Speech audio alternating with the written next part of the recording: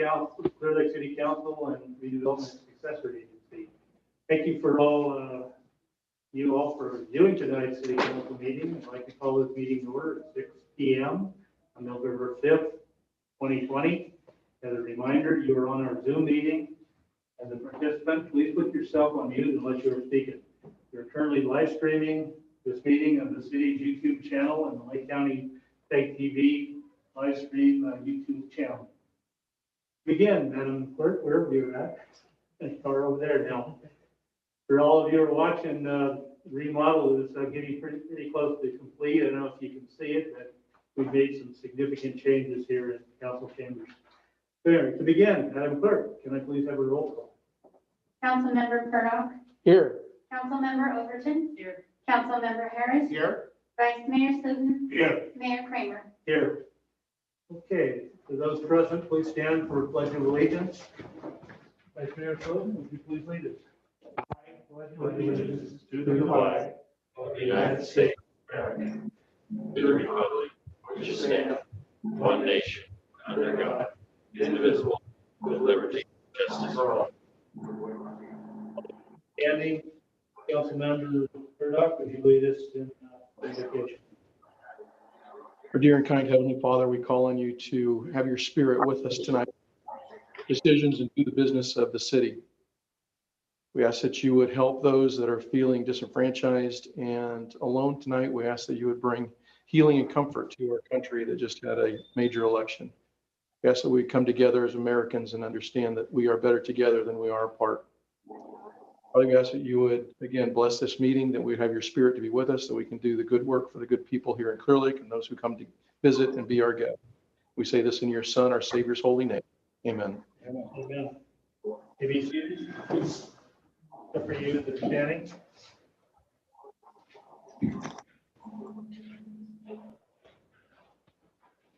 Okay, meeting procedures. Well, we're operating under virtual meeting guidelines.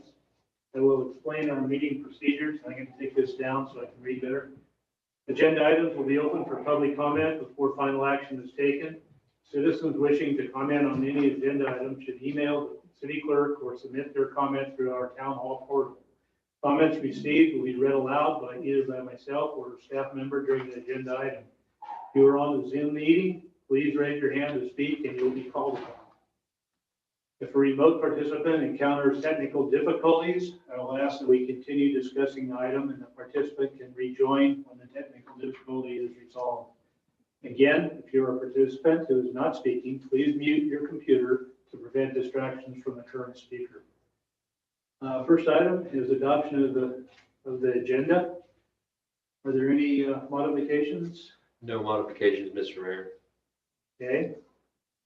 Seeing none. Can we have a motion? Mr. Mayor, I make a motion to accept the agenda as submitted. Second.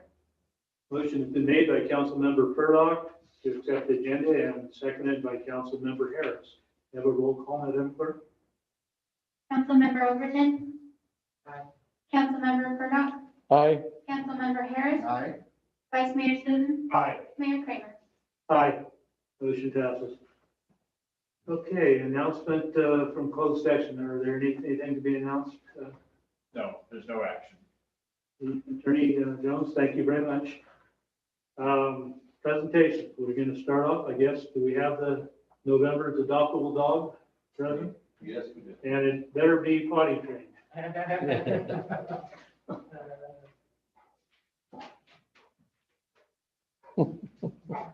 He's a big boy.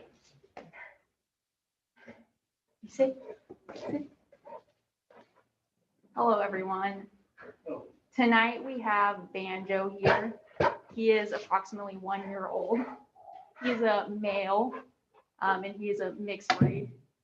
He is current on his vaccinations, and he is microchipped. He likes people, toys, long walks, and playing in general. Banjo, come here, come here, come here, come here. For further information, contact Clearlake Animal Shelter. Banjo. You're okay.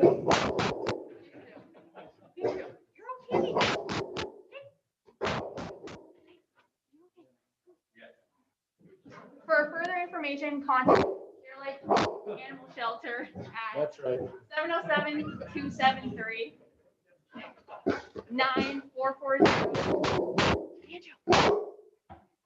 Good. Good boy.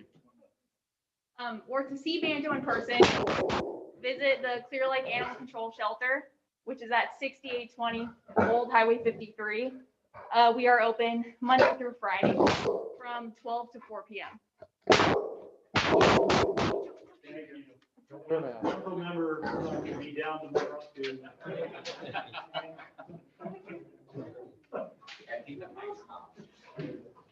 Lieutenant Hawk.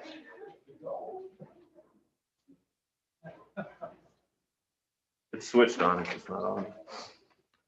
Good evening, members of the council. Quick update on the stats down at animal control. So far this year through today, we've taken in 333 dogs. 184 of them, or about 55%, have gone to rescues. 68 have been returned to their owners, about 20%. 51 or 15% have been adopted, and 18 have been euthanized. So our live release rate is at 94.6%. So we're up a little bit from last month, but we're still doing extremely well, because to be the no-kill, as everyone knows, is above 90%. So we're doing really good down there. And then just some update on the animal shelter stuff, the new stuff. Hopefully we'll be moved into there next week with all the new building and everything ready to go. Thank you so much. Thank you. Thank you, Lieutenant.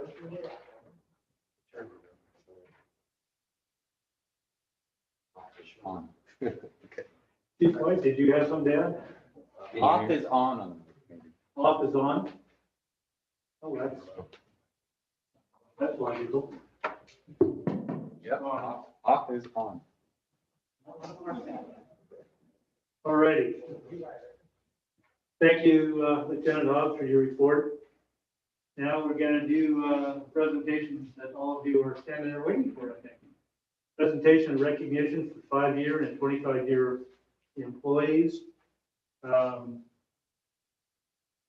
In recognition of their dedication, time, and talent, the City Council wishes to recognize Chelsea Banks, Leonardo Flores, Mark Harden, Mike Rawl, and Tina Montes for 5 years of service to the City of Clear Lake.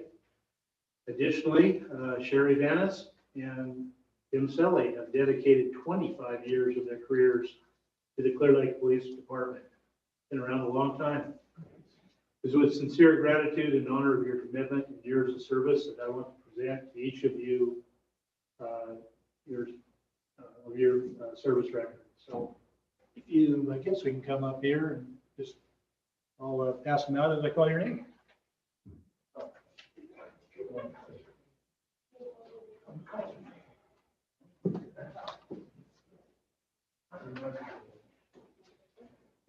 Okay, start with Chelsea. Thank you very much. We can't shake hands. Here's your recognition. Appreciation of your dedication, time, and talent. City Council, the City of Clear Lake extends our sincere gratitude and honor of your commitment and years of service to the city. It's dated today and signed by myself as mayor. Now, thank you very much. I'm not going to read that to every one of you, but that's what they all say for the 5 year. So you, whoops. Of course, they're not in order you come up. You did tell me to call names. I think I've got the wrong ones too. Yeah. Let's go get the other.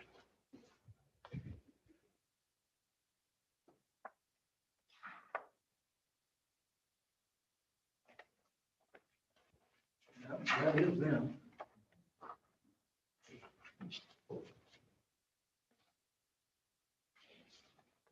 You want to sort?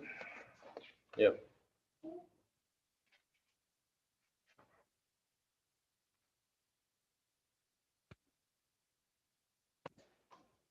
I don't know that I'm any better at than you are, but of course it's, Glad you There she is. finally acknowledged that. this one item, of course.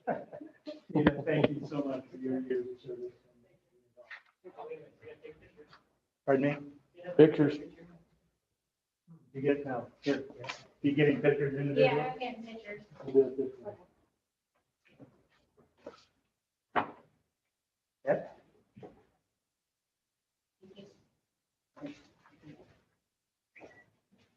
Okay. Officer Harden, thank you. You got your 5 years of service. Okay.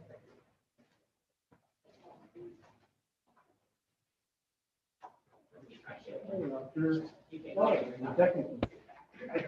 Your 5 years of service. Quarter century.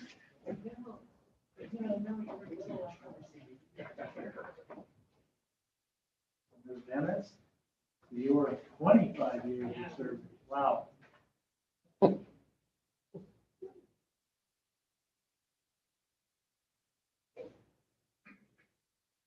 Captain. For your 25 years of service. Thanks, sir. You helped me every once in a while. And then up.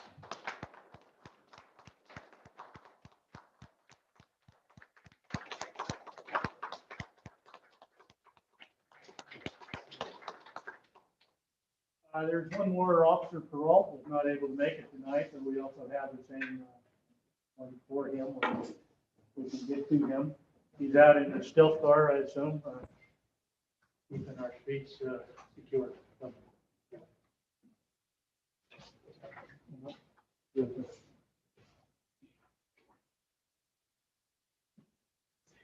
Yeah, go ahead. Sure.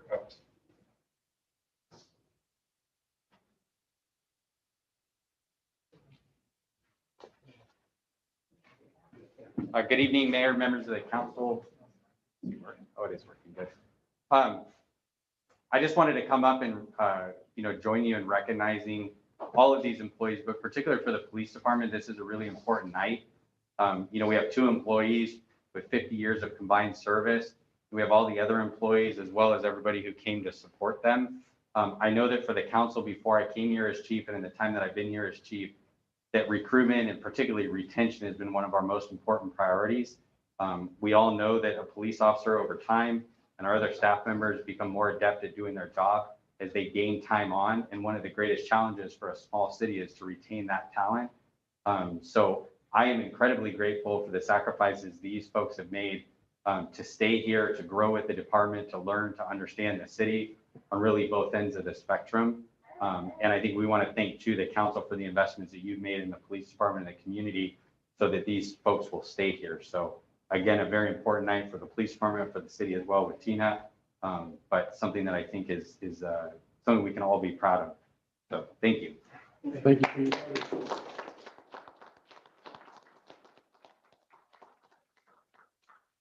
Thank all of you that were recognized tonight and as people, I said, all of you for your service, whether it's 5 years, 25 years, or somewhere in between those. I think we're going to take a short recess at this point. So let's come back in about 5 minutes.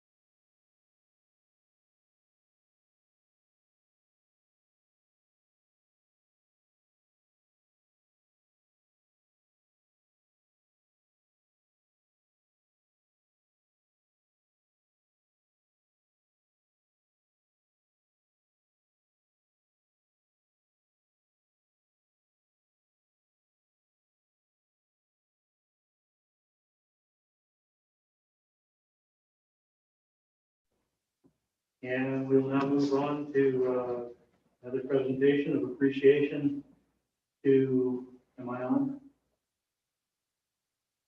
To Trunk or Treat, and you've been boo-booed volunteers. We've had a number of volunteers that helped. I'm going to read all of your names if council would like to thank those volunteers for the Halloween events in honor of their generosity. The first three on this list are all here tonight.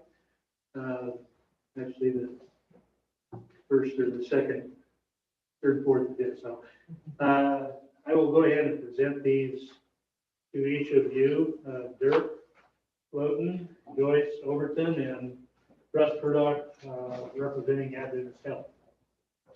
So first, Vice Mayor Floten, certificate of appreciation, presented grateful recognition of supporting Trunk or Treat, City Council, City of Clearlake, extends thank you in honor of your generosity to our community. Dated 5th day of November 2020 and signed by myself as mayor. Thank you, sir. You're welcome. I'm not going to read each of those again. Can I take a picture? Oh, you should take a picture. Oh.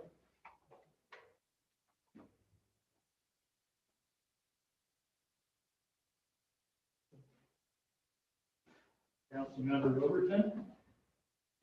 Same certificate of appreciation. You.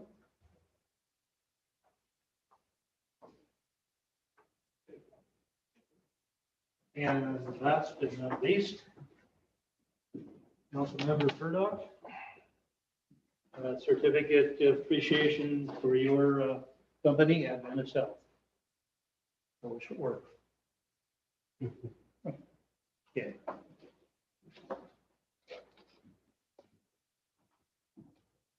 I will now read the names of the other recipients of this certificate, for which they will get their copy at a later date.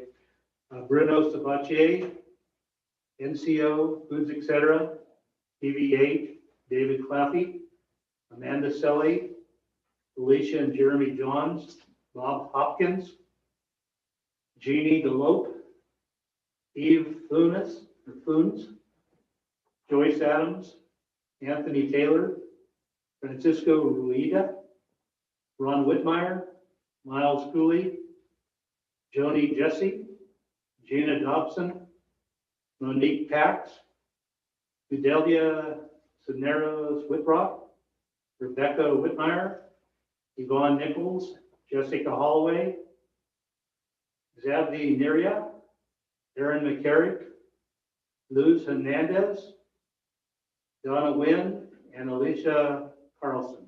Thank you all for your volunteer help to make this such a great event.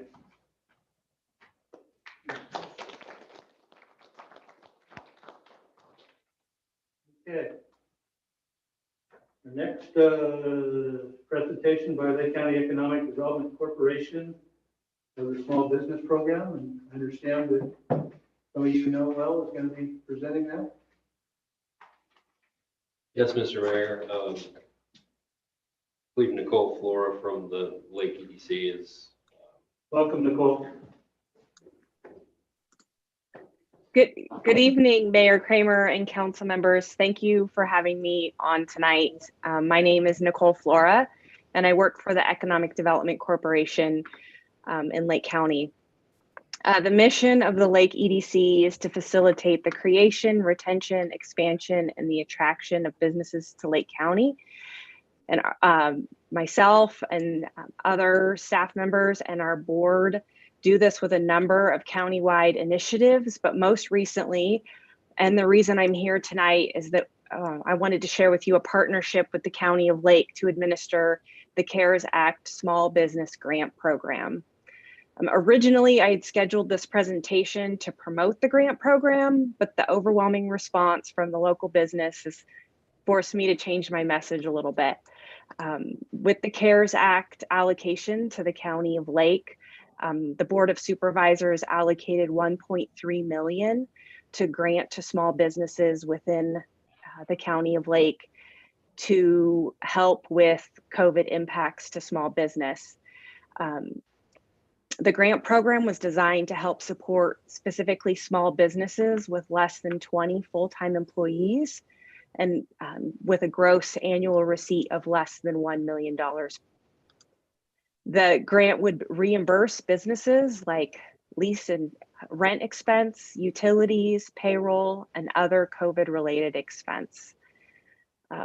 Each business was allowed to apply for up to $20,000, and we've received to this point over $1.3 million in applications. We're currently reviewing them and awarding them on a first come, first served basis. The grant portal on our website is still open.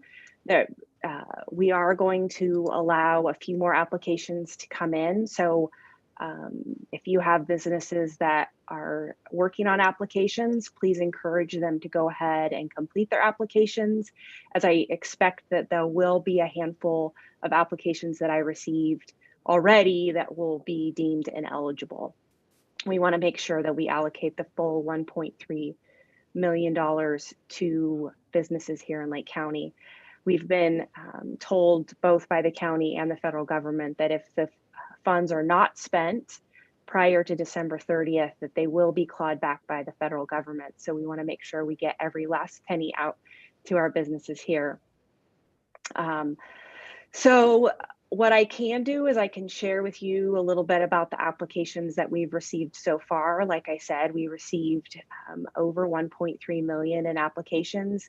It's about between 75 and 80 applications. They average about 17,000 per business. These are pretty small businesses that are applying for this grant. The average business has about 2 to 3 employees, and the most common use of the funds is rent expense and payroll, keeping their doors open and keeping their employees paid. It's the biggest ask so far. Businesses within the city limits of Clearlake have applied for over 200,000 of the 100 or the $1.3 million. And there was 11 businesses in your city that applied for this grant. So with that, I'm just going to reiterate the idea that if there's anybody that's been working on a grant application, I encourage them to go ahead and submit it in the portal quickly. We're going to accept a couple of more applications over the next couple of days, and we anticipate the portal to be closed by the end of the weekend, if not sooner. So that concludes my presentation. It's much shorter, and it's been such a successful program that it's really shown that the businesses here have really needed it, and the message from them is a lot of appreciation and gratefulness for the opportunity. That it's a very uncommon opportunity for a business to get a grant directly from a government agency. So it's been very well received by the community. So if you have any questions, I'm Thank you. Source, are there any questions from Mrs. Source? No. Nope, we appreciate all your comments and your hard work in getting this grant successfully going. I wish there would have been a few more applicants from the city of Clear Lake, and I'm glad to see the money's being spent in Lake County. So thank you again. Thanks. Thank you.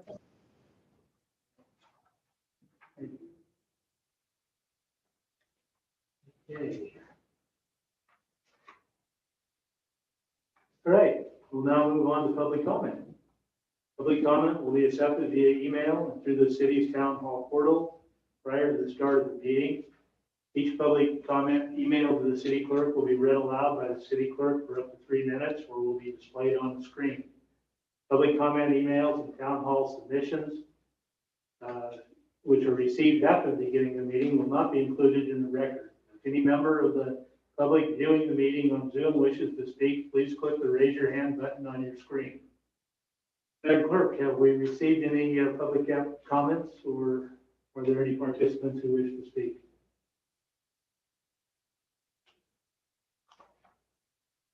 Mr. Mayor, it looks like we have one member of the public who wishes to speak. Jonathan Seminoff. Okay, Yes, hi, Mr. Mayor and members of the council. Thank you for hearing us this evening. I'm following up from the last meeting where we brought up the Adventist Health Hospital solar project and the parcel that we would like rezoned. We'd like to speak about that tonight if possible.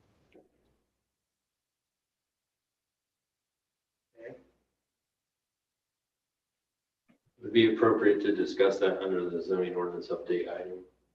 okay. No, we can do that. Did you hear that, sir? Not on anymore. Yes, yes, I did. Thank you. Okay, well. All righty. Are there any other comments? Mr. Mayor, it looks like we have no further public comment. No further? Okay, well, thank you. And we'll now move on to the consent agenda. All items listed under the consent agenda are considered to be routine in nature and will be approved by one motion. There'll be no separate discussion of these items unless a member of the council or audience requests otherwise, or if staff would request a change under adoption of the agenda, in which case item will be removed for separate consideration. Any items so removed will be taken up following the motion to approve the consent agenda. Council members, are there any items you'd like to see? Cool. Okay, seeing none, Madam Clerk, any audience member wanting to see anything full? No, Mr. Mayor, there's no member of the public wishing to pull a consent item. Okay, then I would entertain a motion. Mr. Mayor, I'd like to make a motion to adopt the consent agenda. Second. Motion has been made by Councilman Harris and seconded by Vice Mayor Flood. Could I have a roll call, please? Councilmember Overton. Aye. Councilmember Furlong. Aye. Councilmember Harris. Aye. Vice Mayor Slivin. Aye. Mayor Kramer. Aye. Motion passes. Consent agenda is approved. Now move on to business, starting with item number 14.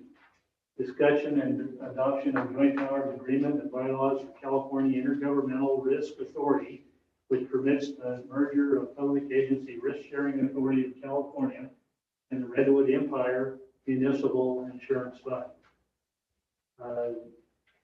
That's going to be presented by Madam Clerk. What are you going to do that presentation? Yes, Mr. Mayor. Honorable Mayor and Council members, the city participates in a risk-sharing pool for liability claims, workers' compensation, and risk management services called Public Agency Risk Sharing Authority of California, or PARSAC.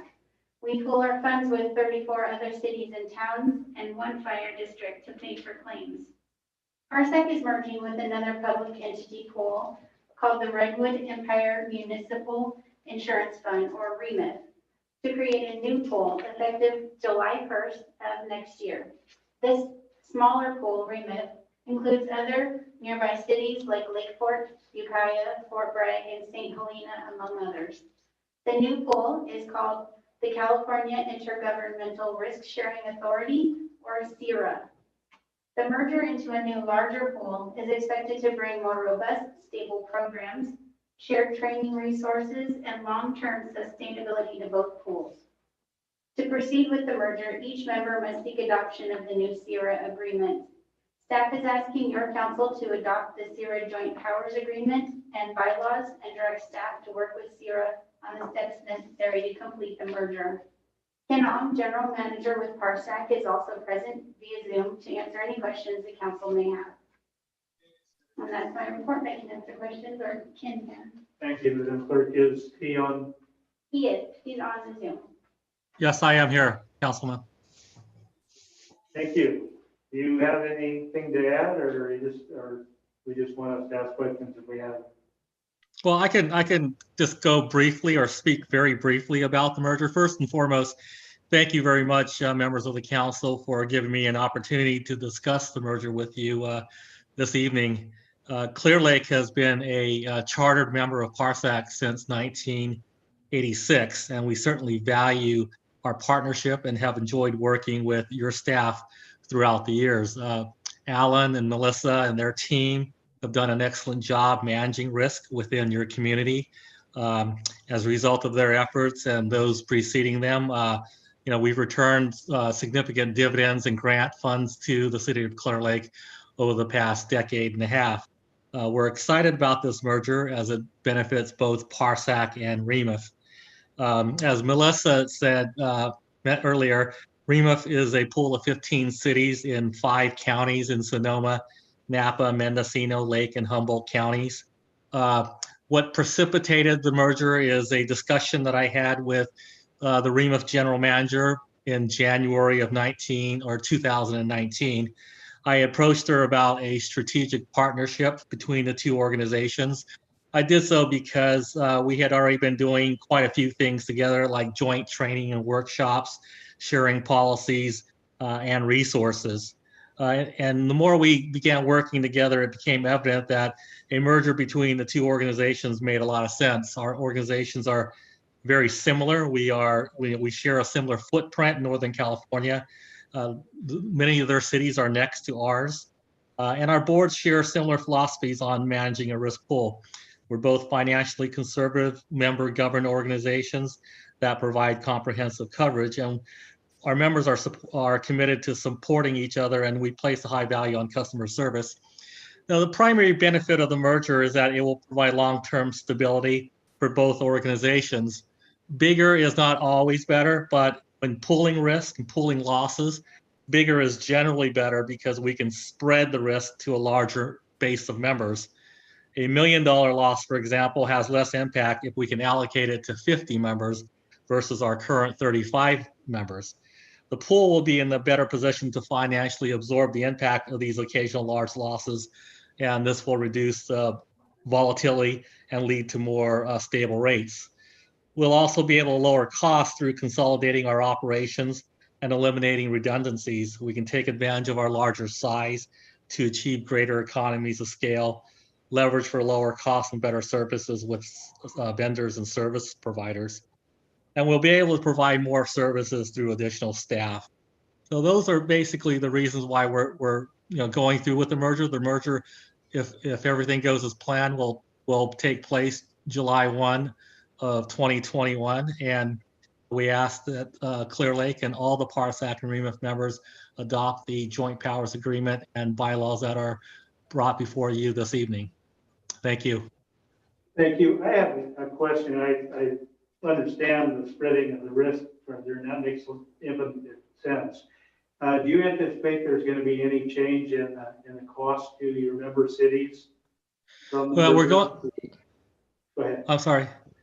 We're going through an actuarial study right now. We did a preliminary actual study last year regarding the workers' compensation program, and because our loss profiles are very, very similar, the rates actually went down because we were able to take advantage of the larger size and spread that risk. Now, that was an actuarial study based on last year's loss data. So as we go through a new actuarial study to determine what the rates and costs are going to be next year, no assurance is that it's going to carry forward to next year. But because we have similar loss profiles, it does look good that we are better able to keep costs stable. In an actuarial basis, when we have more data to analyze, it makes the data more predictable. So when data becomes more predictable, we're able to more accurately determine and identify what the rates are, which in the long term will stabilize rates. Okay, thank you. Yeah, council members, do you have anyone have a question? Vice Mayor Slaughter. I see in the little synopsis at the end that we're actually getting 3 additional services that we didn't have before. Am I correct in that? I don't have the comparison with me, but what we've done is we're consolidating our services. One of the things that they have that we currently don't provide is a self-funded health program. Their program is very, very successful, is my understanding. So what it will be available to Clearlake and all Parsac members should they wish to avail themselves to this health program. There are some other services that we've combined, but the goal is to enhance services without increasing cost. And not drop any services that we currently have. Correct. Any other questions? Madam Clerk, are there any questions from the audience? Comments? Open this up to the public. If anyone on the Zoom wishes to have any questions about this item, please raise your hand. It does not look like there's any public comment on this Any item. comment? All right. Seeing none, I'll bring it back to council for discussion and action. Any discussion from anyone? Then I'll entertain a motion.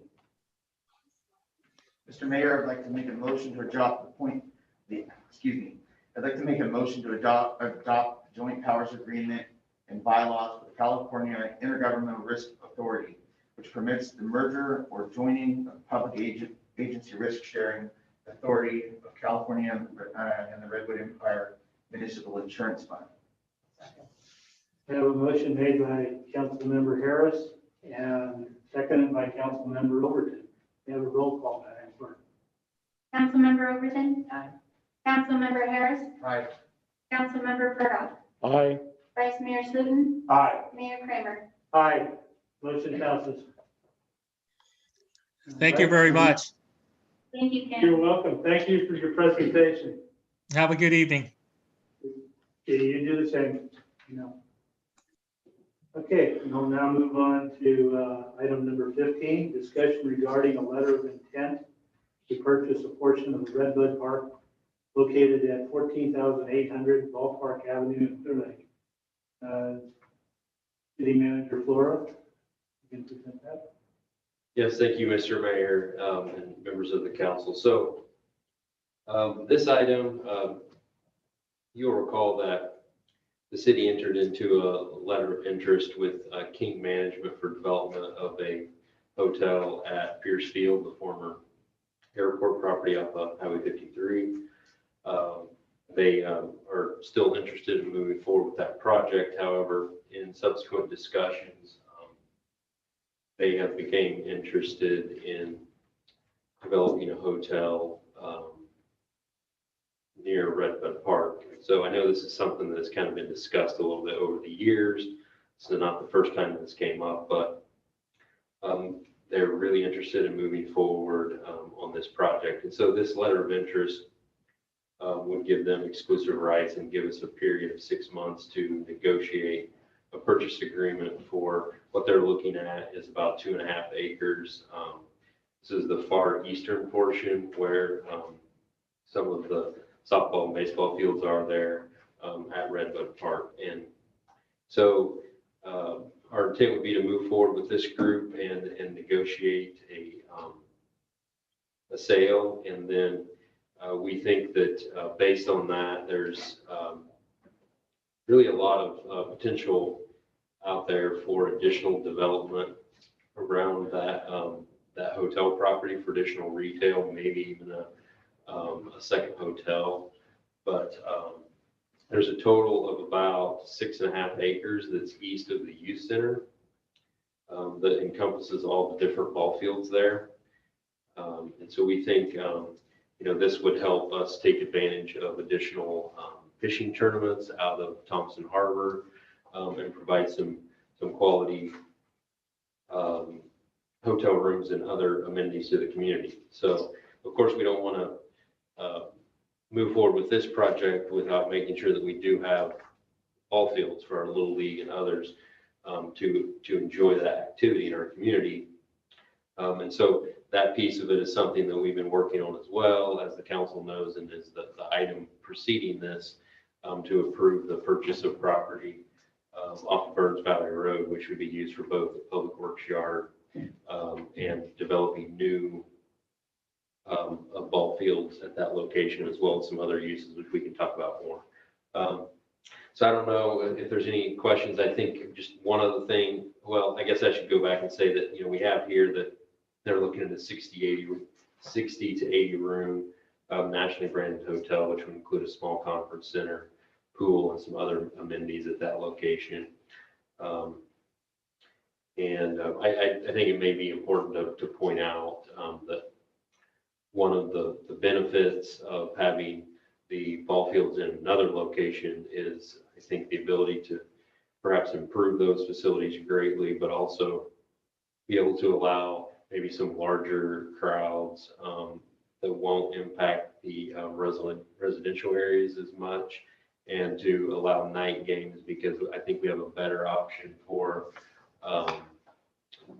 lighting those fields than what we have there with all the residences to the south of the existing location. So our recommendation is to move forward with this letter of interest for the 2.5 acres, and then we would continue to try and find interested parties for the additional approximately 4 acres immediately to the west of this property, but east of the youth center.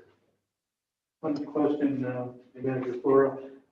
I thought when we were initially talking, the restaurant was in that mix. Is there going to be one? Do you know, or do you?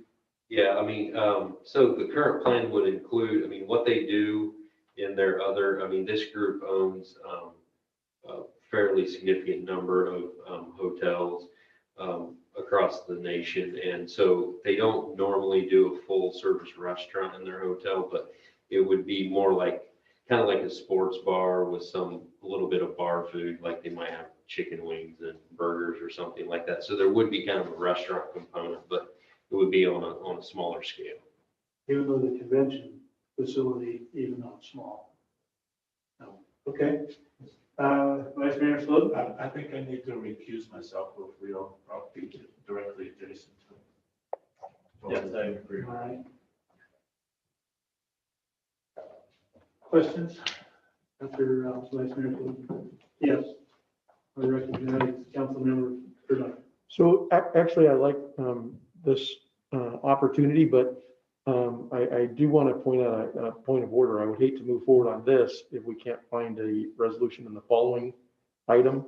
And my concern is that I wouldn't want to lose or have an opportunity of losing our existing ball fields for our youth if we don't move forward on the next item.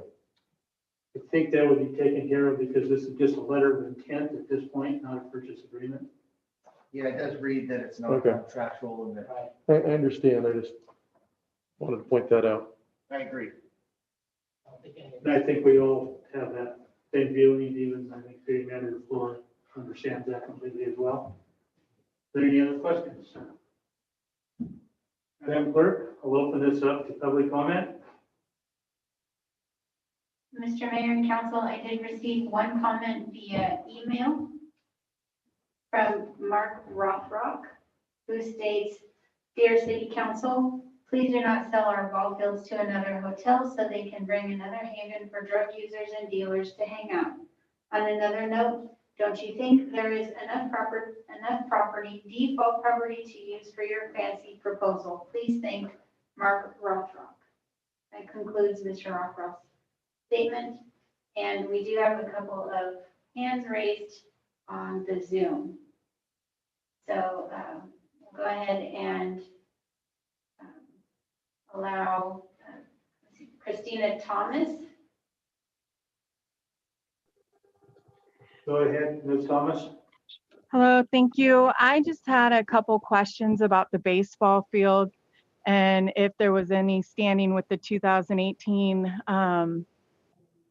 ordinance that you guys voted in for us to stay there. How does that play into your letter of intent? Second, will the other baseball fields be open before you remove us from this field? And third, will you be responsible for our charter fees for the season we're about to open? Thank you. You want to address that? Well, I think I would just say that from staff perspective, and I know from the council's perspective, that we would not move forward the timing on any hotel development or displacement of the softball fields. None of that would happen until there were new ball fields built at another location. So the city is not interested in disrupting any of the seasons. And I would add to that, I have a long time emotional attachment to that ball field, and I would definitely not be in agreement with anything which would eliminate the Little League baseball fields that have been there for 60 years unless we replace them with something that's much better. Other comment? So the next person with their hand raised is Helen. Helen, you can unmute yourself. Okay, it said it just asked me to unmute, so I have unmuted, I think. Hopefully you can hear me. Yes, you have. My concern was, you can hear me? All right. My concern had to do with the fact that right now, this very minute, we're working on trying to get some sort of baseball, softball, something going this season. I know that your letter of intent says 6 months, and that would probably allow us to have some sort of activity on the fields. Although if there's activity by the buyer in that portion that they are looking at, that would hamper our ability to do very much this year. Just wondering how that would stack up. And then I have questions on the next items, so I'll hold those. So if you want me to respond, Mr. Mayor, I would just say again that this is a letter of interest. It's an exclusive period to negotiate with the potential buyer. This is not a purchase agreement. A purchase agreement would be negotiated during this period. And again, the city is not interested in causing impacts to the Little League season, and this project would not be allowed to move forward without new ball fields being constructed. I like hearing that. You can't possibly say that enough for our board. Thank you. All right. We have Bruno Sabatier. Good evening, Council. I love the vision that you have, not just this item, but the next item, because it's a mixed item as far as I'm concerned. I think that there's an opportunity to do something and make the field look extraordinary. I do know that there are some concerns in the community about will the new baseball fields happen, and I know it's a little early, but wondering if the priority use of the funds recovered by the sale, when it comes to the sale agreement, if there can be a stipulation in there that it be used, the money be used to replace the fields on the next item that you will be discussing. That's my only thing. Other than that, I love what you guys are doing. I think this is a great opportunity. City manager, did you want to address that, or? What part? You mean the use of the funds? Yeah. Well, I mean, I think, it would be our intent, or at least staff's recommendation, to use any funds from the sale of the ball fields for construction of new ones. Although, we have had an appraisal of that property, and, we haven't done a engineer's estimate or anything yet on what the construction of the new ball fields would entail. But we also expect that we're going to need more money than what we're going to get out of the sale if that's do it right, to have them lighted and to have better irrigation and appropriate parking facilities and all those type of things. So, but yeah, I mean, I think at least from our perspective, staff's perspective, we would use the funds from the sale. Anything that we got from the sale of that land would go right back into the new ball fields, in addition to other funds. Okay, Madam Clerk. It looks like we have one more comment from Helen. This item? Okay, sorry. I just wanted to follow on to the last comment about lights. Because Little League has grants that we plan on applying for and to get the lights or add to the lights situation. So I think we can accomplish that. And I think the councilman here is probably well aware of that and might speak to that when we bring it back. And then, are there any other? It doesn't look like there's any more hand raised. All right. So I will bring it back to council for discussion and action. Councilmember Harris here. So just to comment directly on this, especially speaking to the board members that are in attendance today, I appreciate you taking the time to tune in on the meeting and to bring your words. We very much appreciate that. This item is essentially a precursor to a concept that I discussed with everybody at the Little League board meeting. Ultimately, this is just one step of many that would get us to all of this taking place. But the commitment has been pretty clear across the board here that we won't leave the children without a adequate ball field to play on. So obviously, if there was a sale agreement negotiated, these timelines would be pivotal as far as accomplishing that agreement and making sure that all players involved understood that the ball fields would have to come to fruition before the existing ball fields were to be utilized for another purpose. Additionally, we've spoken about, as requested, that any purchase agreement would include some memorial plaque to the existing location of the ball fields, commemorating the many years of service that were accomplished at that location. If we do move forward with this as a sale, obviously, in the interim, there are going to be a lot of monies that are going to have to be freed up for the construction of the ball field in the new location. And as that happens, there will be obviously a lot of communication between the city of Clearlake and the Little League board, because we would need to accomplish the things that we spoke about, the applying for the grants, that sort of thing.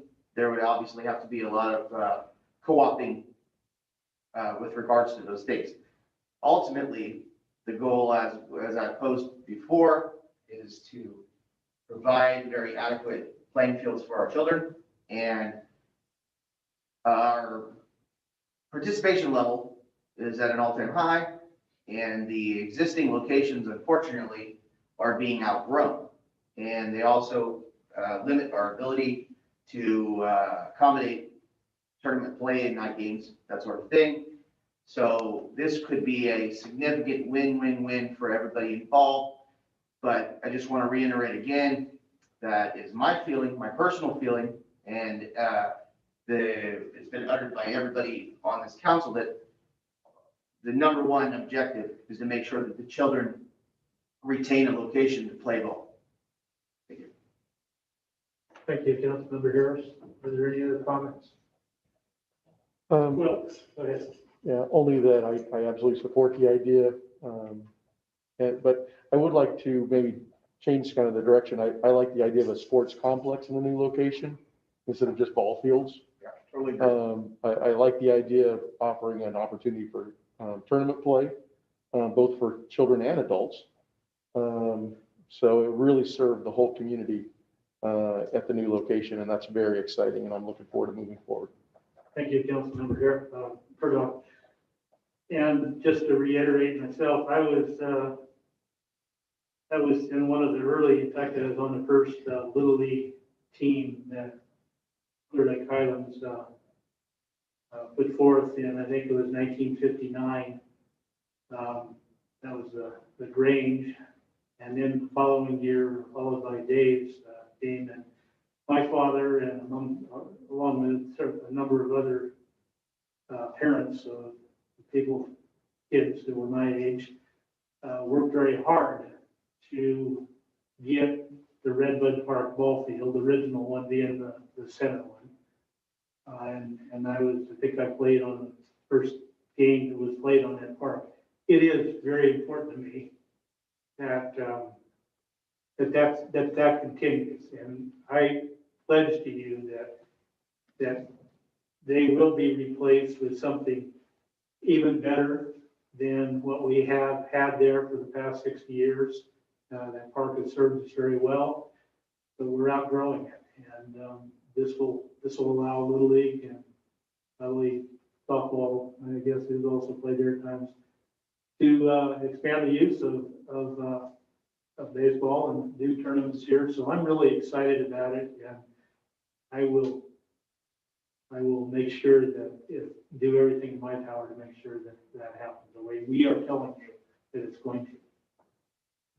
So I'm done that. If there are no other comments or discussion, I will entertain a motion.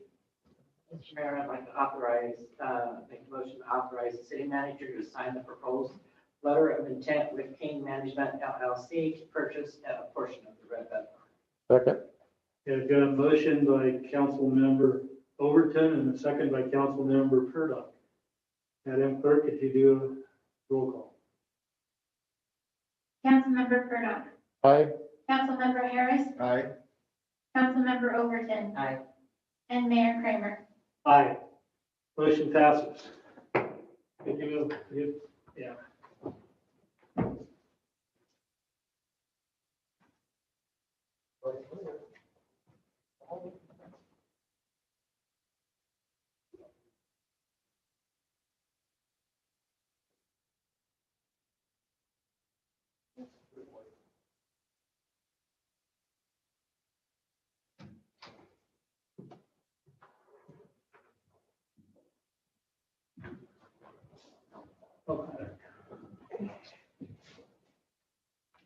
Okay, we'll now move on to agenda item number 16, consideration of a purchase and sale agreement with One Shot Mining Company, LLC, for property located at 14885 Burns Valley Road, 14795 Burns Valley Road, 14760 Olympic Drive, 3334 Washington Street, 3359 Washington Street, and 3367 Washington Street in Clearlake.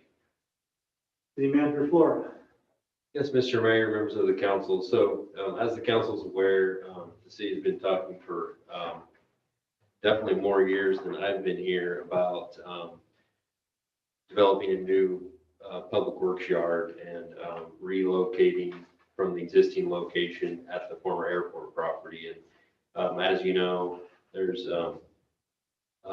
now a new plan in place to develop that property, and so we need to make sure that we have a location. In fact, it's even more critical because of the co-location of the animal shelter there. There's not enough room for everyone to move around in that existing yard. And so we've been looking at a number of sites throughout the city, analyzing various opportunities, found some adequate sites, but because of really the movement related to the previous item that you just approved and the need to find the location to develop new ball fields, we kind of started zeroing in on this particular site off of Burns Valley Road that might be able to sort of accommodate both the public works yard use, the ball field use, and as a couple of the council members already mentioned, even more than that, maybe even a larger recreational complex. We think that this particular site also includes opportunity to have a housing development on it, and then either some type of recreational center or perhaps some additional retail or commercial development on the eastern portion of that site. So this property, the main piece of it, is approximately 31 acres, included on 3 parcels there, has 2 access points or multiple access points along Burns Valley Road, and then there's also a separate parcel that connects it to Olympic Drive. And so we have been in negotiations with the property owner. We have the sort of summary of those deal points. The property owner has agreed to, he's already removed one of the homes and other improvements on the property, and is willing to remove the other home on the Olympic Drive parcel before the close of escrow. The negotiated sale price is $870,000. Should be made in 3 payments, $300,000 this year, and then $300,000 payment in year 2, and then a final payment of $270,000 with no accrued interest. So I don't know what questions you may have. We've outlined in the staff report, and I kind of briefly summarized the different uses we see on that property.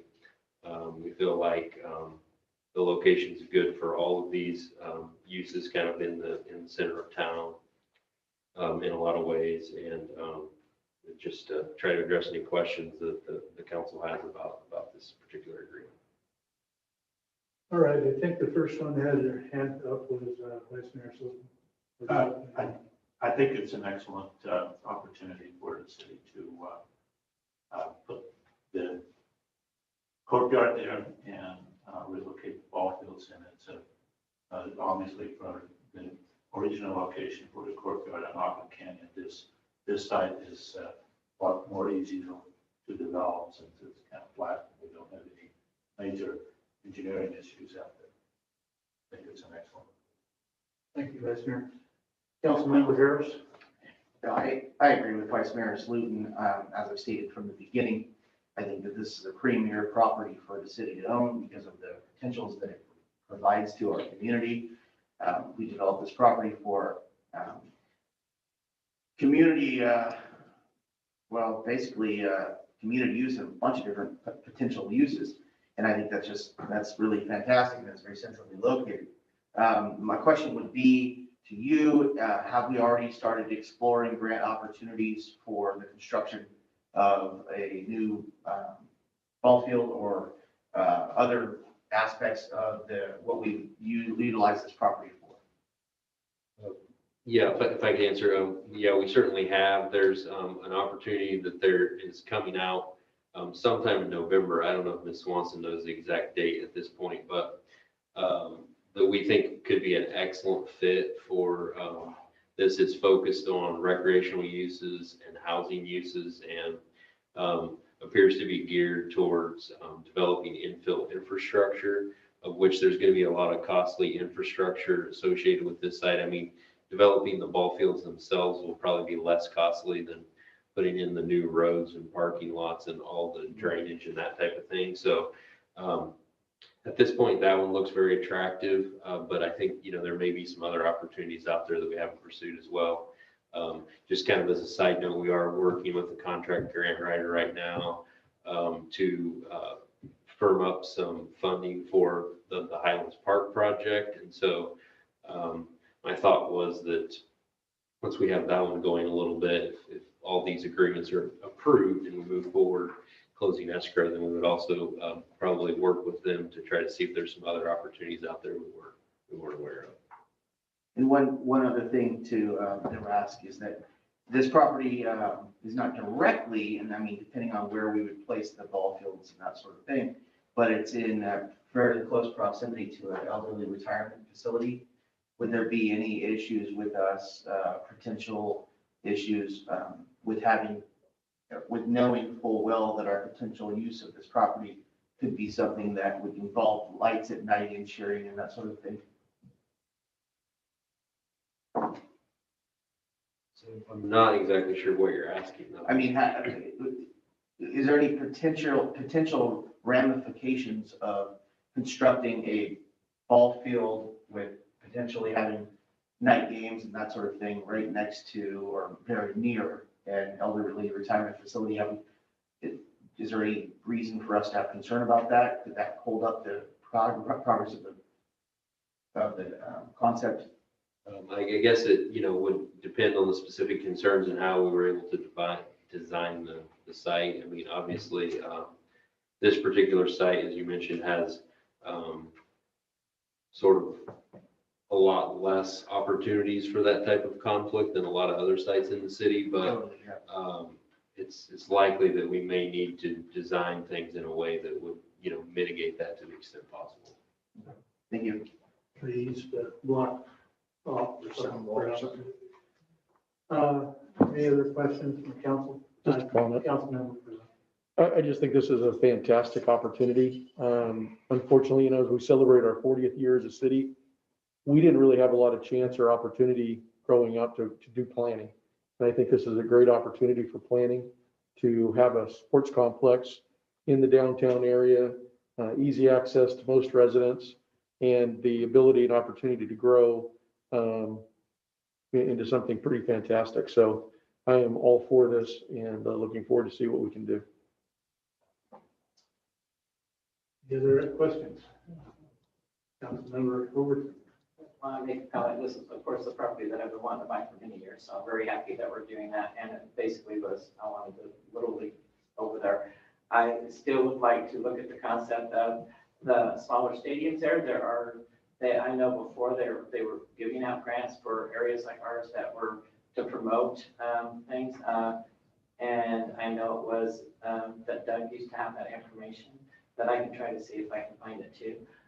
So I'd like to look at that kind of concept because it incorporated all activities, soccer, Little League softball, and just, pretty much anything you can do. And it was really something that I think that if we could go with something like that, could really draw tournaments here and businesses and just all around everything. So I'd really like to look at that kind of concept. Absolutely.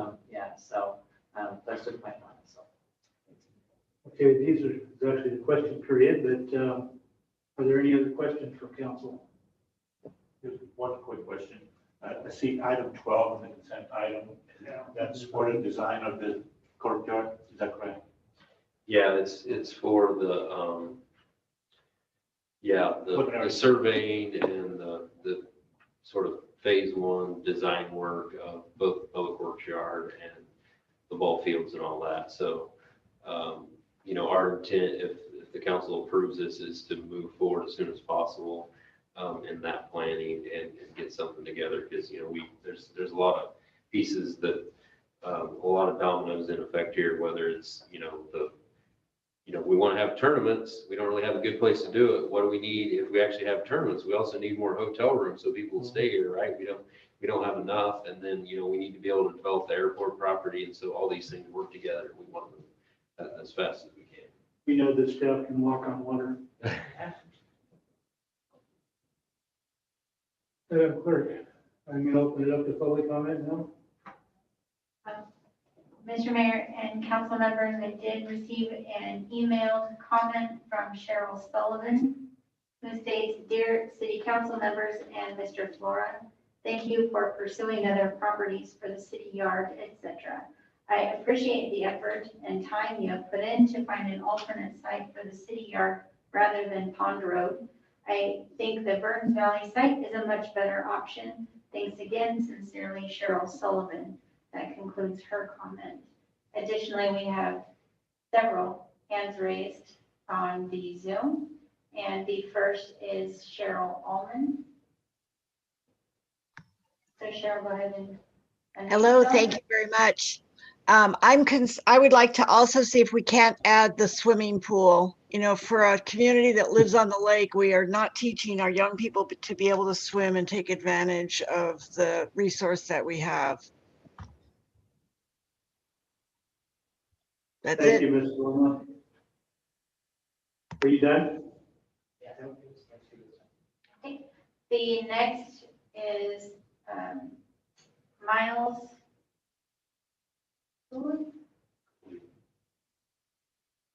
So if you want to unmute yourself, Mr. Cooley. Hi, how's my mic? We can hear you. Great. I love the idea of developing that area. I know that there are numerous large and beautiful oak trees on that property, and I just want to make sure that their aesthetic and environmental value is understood and appreciated in the process of designing and developing that area. Thank you, Mr. Cooley. All right, the next is Vicki Crystal. Go ahead and unmute yourself, Vicki. Hello, yes, hi. I also wanted to follow in Cheryl Sullivan's footsteps and personally like to give my thank you to Mayor Kramer, Vice Mayor Slutin, and council members Joyce Overton and Phil Harris and Russ Purdock for agreeing to look at alternative locations with regard to the corporation yard. I especially want to give my thanks to Alan Flora for putting the time and energy into coming out and visiting the neighborhood out here on Pond Road to explain what your vision was to the neighbors and also agreeing to look at other options.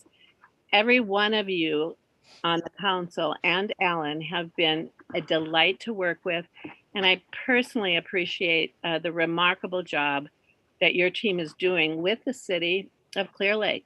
And I am proud to have called this town my home for over 40 years. Thank you so very much. Thank you, Ms. Crystal. Next, we have Helen. Hi there. I'm back on again with my comment that it might be helpful to maybe we could establish some sort of a committee to work with the city people and all of the planning that goes on and have representatives from Little League as a part of the committee working on it. We'd like to be a part of it rather than have it done to us kind of thing, if that makes any sense. We do have some ideas and we do have some opportunities to assist in finishing the project. So that's it for me, I think. Thank you, Helen. As long as you can get a grant for lights, we'll have a committee. No.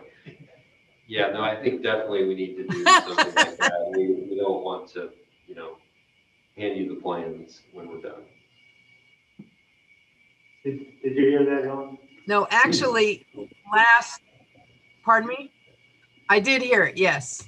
Actually, last year we did have an architect come out and give us a rendering of what we wanted to accomplish at the existing location. So we've done a little bit of research, and Mark Hill, who was our president last year, is most involved in working with Musco for the lighting project for the ball field. So we want to be in the discussion and are ready and willing to help. So please know that, and know that I was clapping when you approved the last item. Thank you. Madam Clerk? It doesn't look like there's any further comment from the public. Okay. Seeing no comments and further comments, let's bring it back to council for discussion and possible action. No.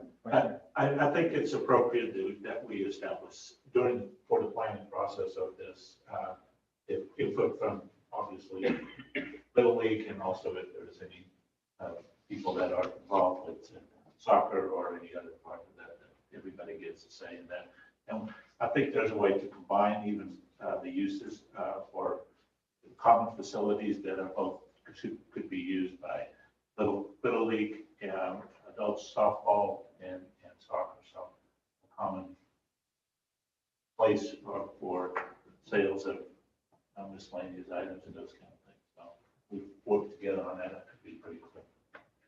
This man just took the words out of my mouth, but I would just, I'd like to say that I would like to establish an ad hoc committee for this purpose. I think we're all in consensus on that. I made my comments and I don't want to take more time. I agree. Okay. I also agree with the concept of an ad hoc committee or a citizens committee, town hall, whatever we want to call it, to discuss the options. I would also like to further agree or back up Councilmember Purdock's thoughts that this not just be Little League Baseball or a soccer field, but rather we look at this property. It's a once in a lifetime thing. And I would prefer that we hold off on selling or looking at marketing any portion of it for a housing project until we determine how much property we need to do the sporting complex that the city that we would like to see in the city. So that would be my only comments with regard to that. Any other? Do you want another comment? Just stated that I agree with that unless that housing element is a necessary portion of it to obtaining a grant. You need it. Just. Okay. So Any- confused. I'm not gonna put you on the spot right now. Any other comments?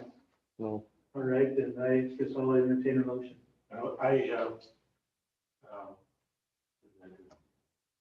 I want to approve the purchase and sales agreement with One Shot Mining Company LLC and authorize the city manager to sign the agreement and other document needed to close escrow on the consideration of purchase and sale agreement with One Shot Mining Company LLC for the properties located at 14885 Burton Ferry Road, 14795 Burton Ferry Road, 14760 Olympic Drive, 334 Washington Street, 3359 Washington Street, 3367 Washington Street, Clearlake. Second, that was 333 for Redwood. Okay, motion has been made and by Vice Mayor Floden and seconded by Councilmember Harris. We have a roll call, Madam Clerk. Councilmember Purdock, Aye. Councilmember Overton, Councilmember Harris, Aye. Vice Mayor Sluten, Aye. Mayor Kramer. Aye. Motion passes. All right. Now we shall move on to item number 17. Consideration of senior planner position and modification to the management benefit plan and salary schedule update, resolution number 2020-56. And it would appear that Ms. Swanson, our city clerk, will be presenting this. Thank you, Honorable Mayor and council members. As you well know, there is an increase in the demand for services in the Community Development Department. Additionally, there is a need for oversight in the management and decision-making for the day-to-day operations of the department. Staff is recommending adding a senior planner position to fulfill the need for a technical level of coordination and management for skilled planning projects and oversight of development projects. This position would be responsible for developing policy, department and project budgeting, and administering the tobacco retail licensing program, among other responsibilities. The appropriate candidate for this position would need to have extensive planning experience, leadership capacity, and the ability to perform advanced levels of professional planning duties with a minimum of oversight. The position would be funded in the current fiscal year with adjustments in the budget due to insurance costs that your council approved earlier in this meeting. The proposed salary aligns with the Public Works Superintendent at range 60. Additionally, it is possible that the salary cost for this position would at least be partially offset with the Prop 56 grant staff as submitted in August related to the establishment and enforcement of a tobacco retail licensing program. However, we will not know the status of that grant application until early 2021, and there is a need to fill this position as soon as possible. Staff is recommending adding the senior planner position to the management benefit plan and adopting resolution 2020-56, amending the salary schedule and the management benefit plan. That's my report. Thank you, Madam Clerk. Are there any questions? Yes, Council Member. I'm just curious, is it not time for us to go after a community developer position? Are we getting to that point? It just seems like this is kind of like that position. Is that? So I'm not we probably could handle someone in that position for sure. I mean, there's plenty to do. This is really, you know, one step down from the director level.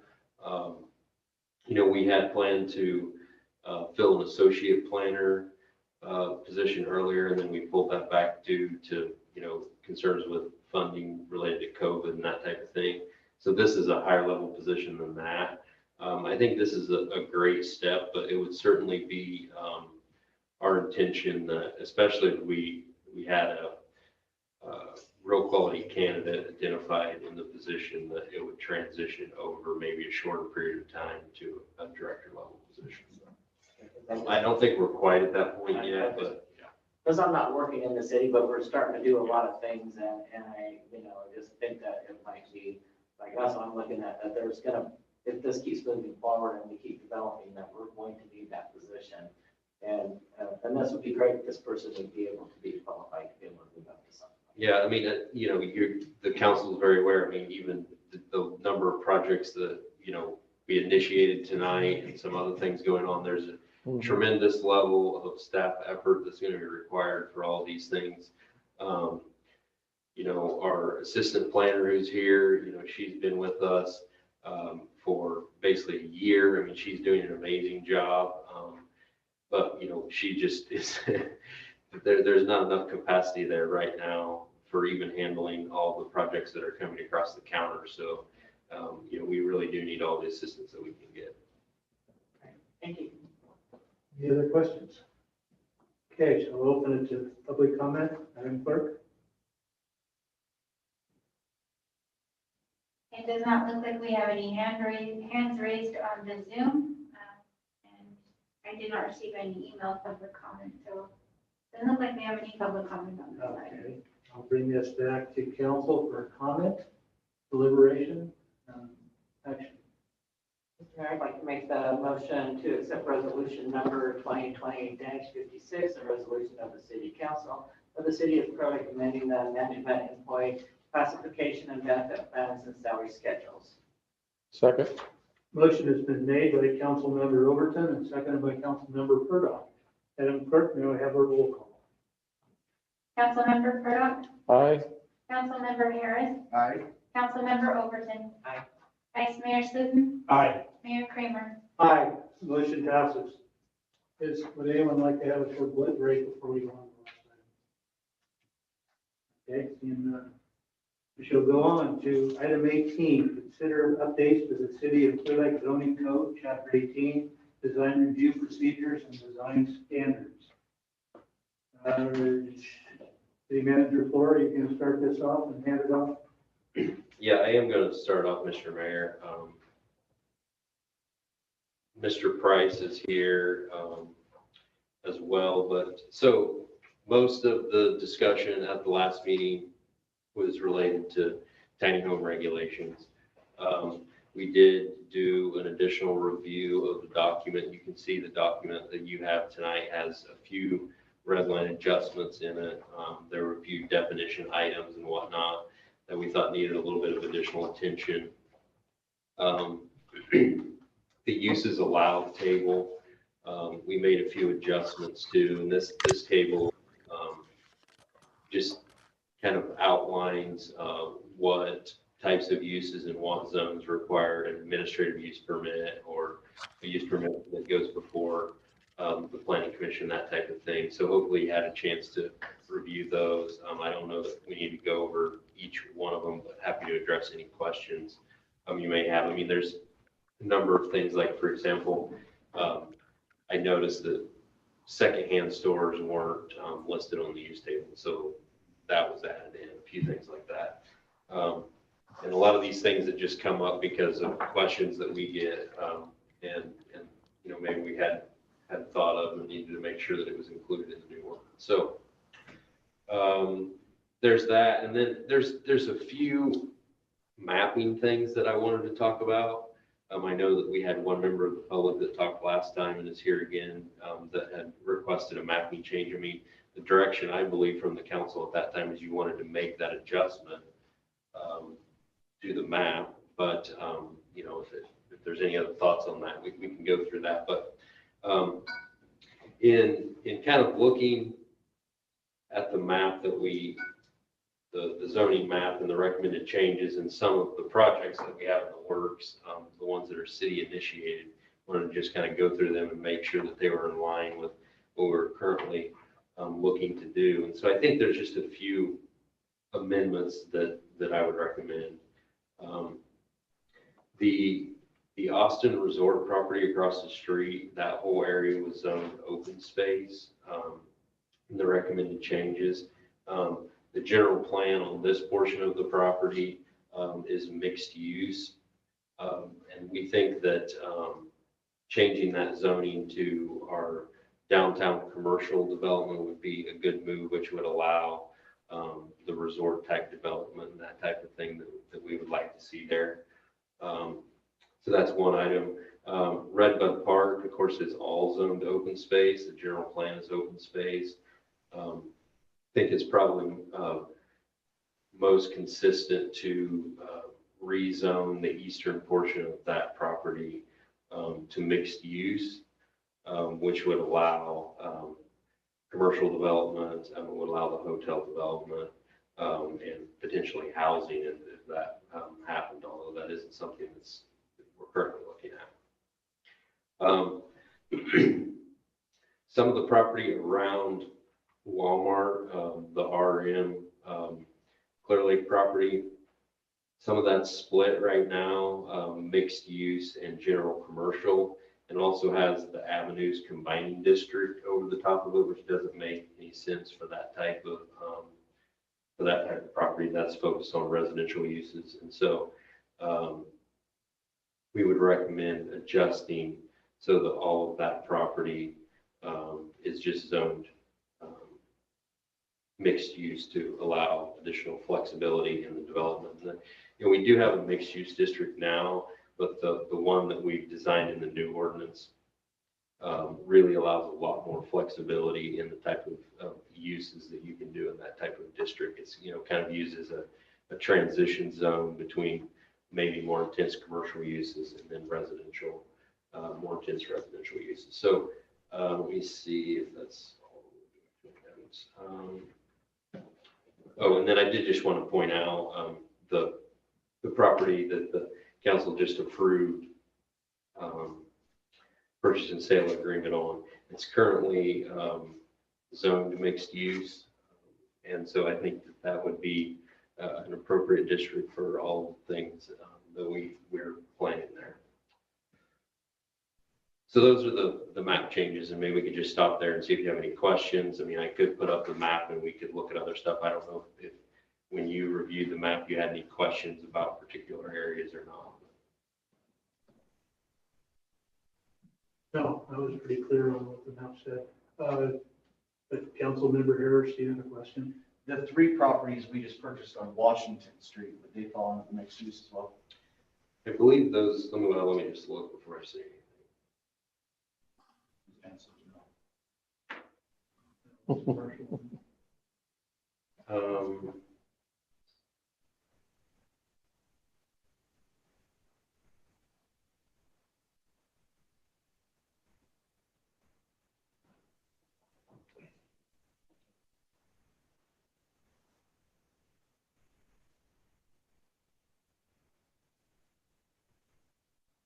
So those properties are currently high density residential.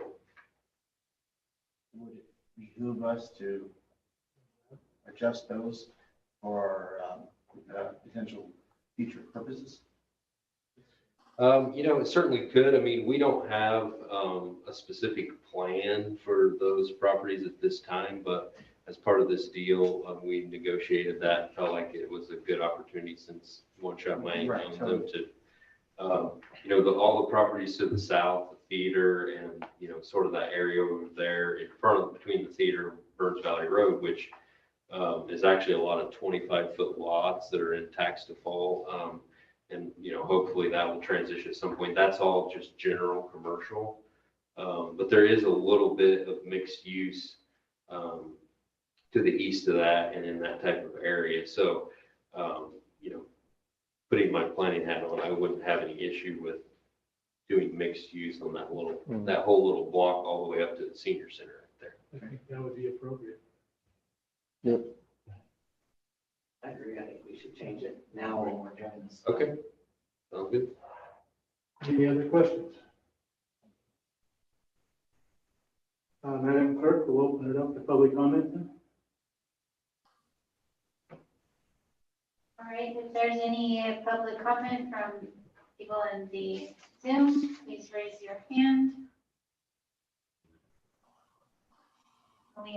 Currently we have two. The first is Jonathan Seminoff. Go ahead, Jonathan. Yes, thank you again, Mr. Mayor and members of the council. I know I heard our issue come up a second ago for rezoning the parcel map across the street from the Adventist Health Hospital so that we can build a small ground mount solar project there. I think what we're waiting on from our side is just a confirmation that's going to get rezoned. And I didn't hear that from this discussion, so maybe I don't understand. Flora, do you have? Well, I did actually point out at the beginning that my understanding from the direction at the last meeting was the council wanted to rezone it. So if that's still the case, then I guess Mr. Seminoff can have his understanding. I mean, you know, we did make an adjustment to the, I mean, you know, this particular property's interest in rezoning is related to the solar installation related to the hospital. We did make some adjustments to the use table, but for this type of use, it could be allowed in residential districts if you went through a use permit process. But the council was pretty clear from my recollection last time that they thought it made sense for this to be a commercially zoned property anyway. So unless we hear differently, we would just move I think forward we with that felt the adjustment. use of it was more commercial. It's in the middle of commercial. I think the consensus is that we do rezone that as part of this. And then before we go on, I know there's someone else who had their hand raised, but I think they wanted to talk more about tiny homes. But I did receive a letter today. It was just sent to me, but it was addressed to me and the city council members. And it is related, it's kind of a requested map change. So maybe I should just read that quickly and then describe what's going on. Mr. Flora and city council members, we are writing with a request for consideration of a proposed change in zoning for land in the southeastern area of the city of Clearlake. We would like to request that the Clearlake City Council consider a legislative zone change for all or a portion of the land located at 17012 Dam Road for the purposes of applying the cannabis business combining district. This property is currently for sale, and the city council could, by opening it up for cannabis cultivation, facilitate serious consideration to buy it, develop a portion and development of a portion of it for cultivation activities. This proposal to add the cannabis business combined district to this land is consistent with the district designation already applied by the city council to the land just to the west, and it would seem to be a good fit for the 17012 Dam Road property. So What is that signed by?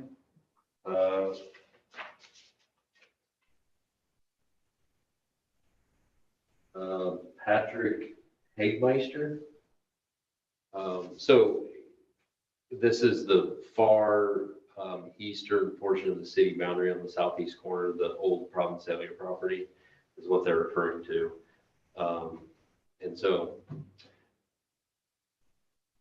the property to, as they mentioned, the property to the west of it is within the commercial cannabis combining district, but It's the eastern edge of the old Providence Center farm. That's what you're saying? yeah, well, I think it largely is the entire Provincial property. I don't know if it, 288 acres. well, I don't know. That's what Providence Center property is. Okay. I don't think that's something we're going to take action on tonight. Well, I mean, that's a decision of the council. They sent the request, so I wanted to make sure and bring it up. This would be the property at the very, on the left, the very end of Dam Road. Sorry. I'll It's just. on both sides of Dam Road. Is it? Yes. Can you put it on the screen? Yes, I will.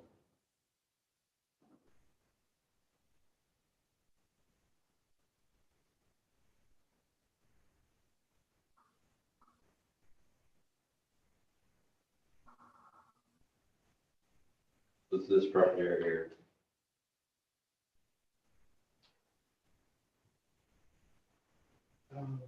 Actually, it's the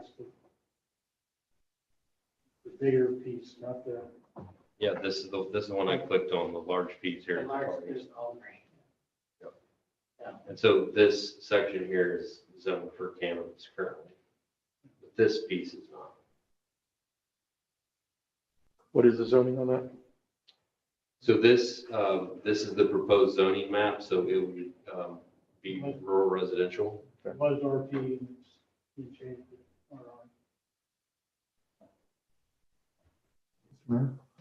You know, I would just say that, you know, I think we were requested to meet with, I guess, some of these folks. I mean, we haven't had much discussion with them. The mayor and myself are supposed to meet with someone related to this property tomorrow. So we don't really know what their plans and intent are. They probably saw this on the agenda and thought maybe they could request it now. So, you know, from my perspective, if they were to develop this for commercial cannabis uses, they're going to have to go through a use permit process to do that. You know, they could go through the rezoning process as well.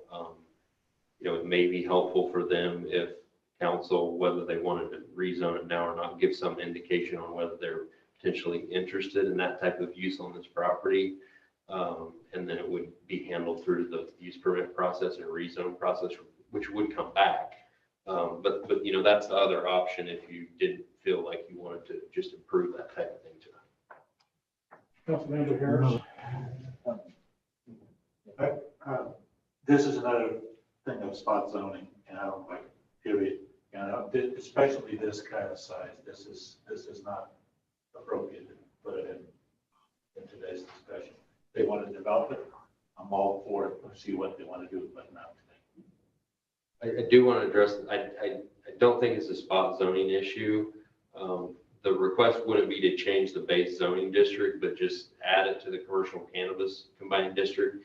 It is immediately adjacent to portions of parcels that are in that district. So, I mean, you know, I have no problem with that direction from the council. I just want to point out, I'm not sure that it's a spot zoning district because it is adjacent to existing zones. Well, in any case, this is not just a 25-foot lot, this is 280 acres that we. Yeah, I think we need to have a separate meeting on this. Councilmember Harris. Yeah, I'd be willing to obviously entertain the concept, but not at this juncture. Councilmember Burdock. The same, this is a big issue. I think the public should be part of the conversation, and that's my opinion. Councilmember Overton, do you have any comments? Yeah, well, you know, when this all started with the Proposition project, I was told, don't let it become just a map without any infrastructure or anything in there. And unfortunately, the council did. Otherwise, we probably have a project going on there. I definitely don't think that's too big of a piece of property for us to decide at this meeting whether we're going to rezone it or not. I agree that we just need to let them decide and go through the process and see if it's something we want to change. That's too big of it. They also own a piece of property to the immediate east of that that's not in the city. That they are having conversations with supervisors watching. I agree that this is way too early to entertain anything like that. But I'll be interested in what they have to say tomorrow. But it would be helpful. I mean, I'm not seeing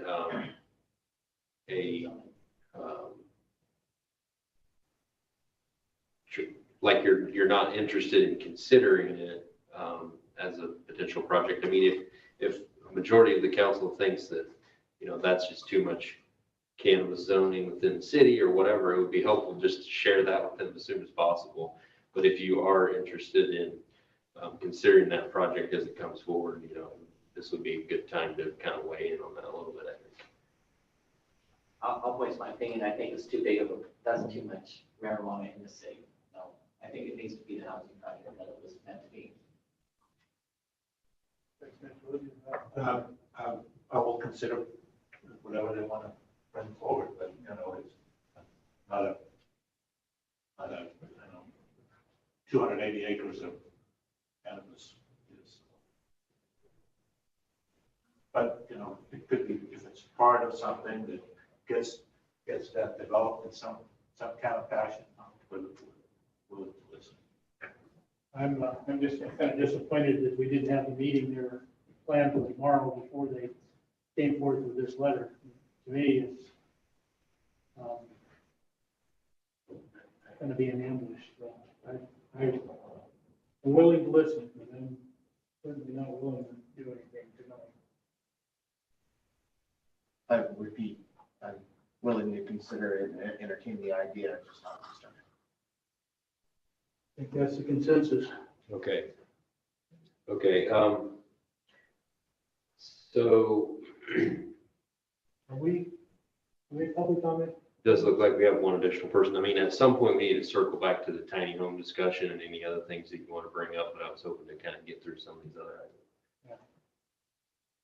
Looks like Mr. Coker lowered his hand, so.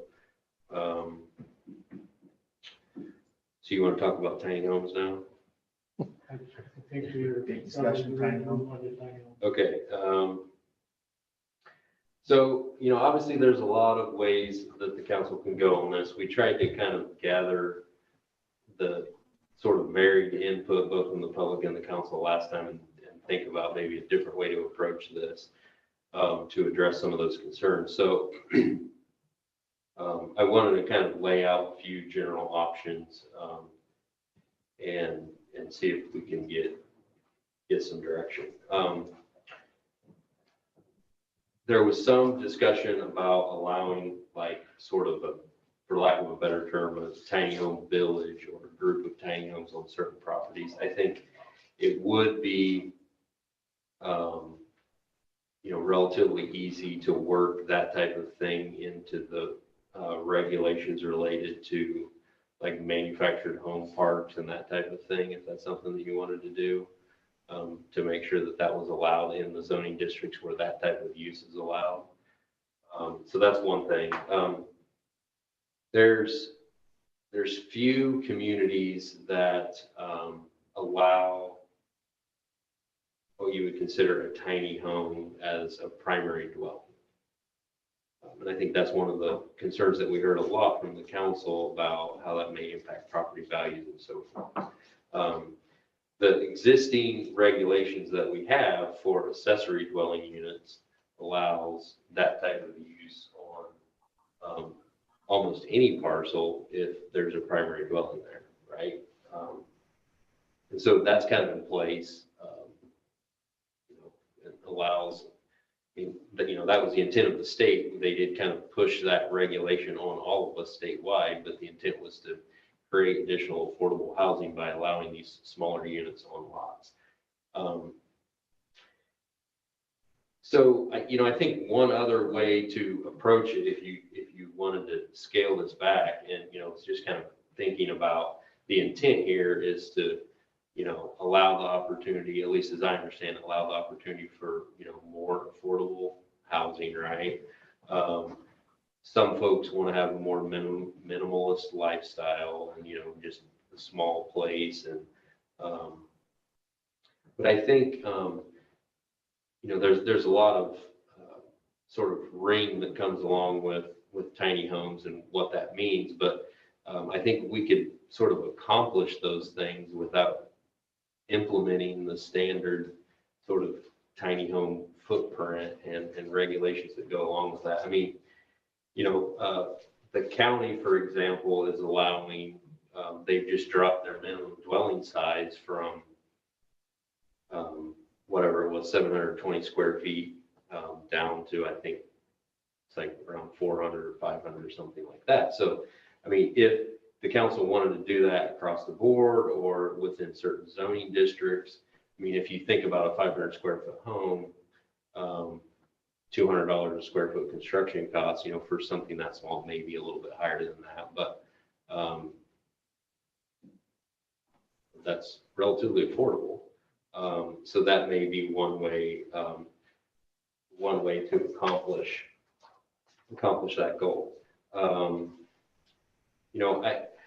If we were to look at the zoning map again, I mean, I don't know if you want to get into picking certain areas. The medium density residential district encompasses more of the areas that you would kind of consider central to the city. So like east of Lakeshore Drive and south of Olympic, and then some of that up north of Olympic, starting to get into Clearlake Park a little bit. One idea would be to just allow it in that type of area where you're expecting some type of, a little bit more density and maybe more housing. Of course, you could go to just requiring some type of use permit process and allow it in any residential district if you would like. So I don't know. That's just kind of some thoughts that we came up with. I think, our hope would be that, if there's not any other issues, we may be able to get some clear direction from the council on this issue tonight.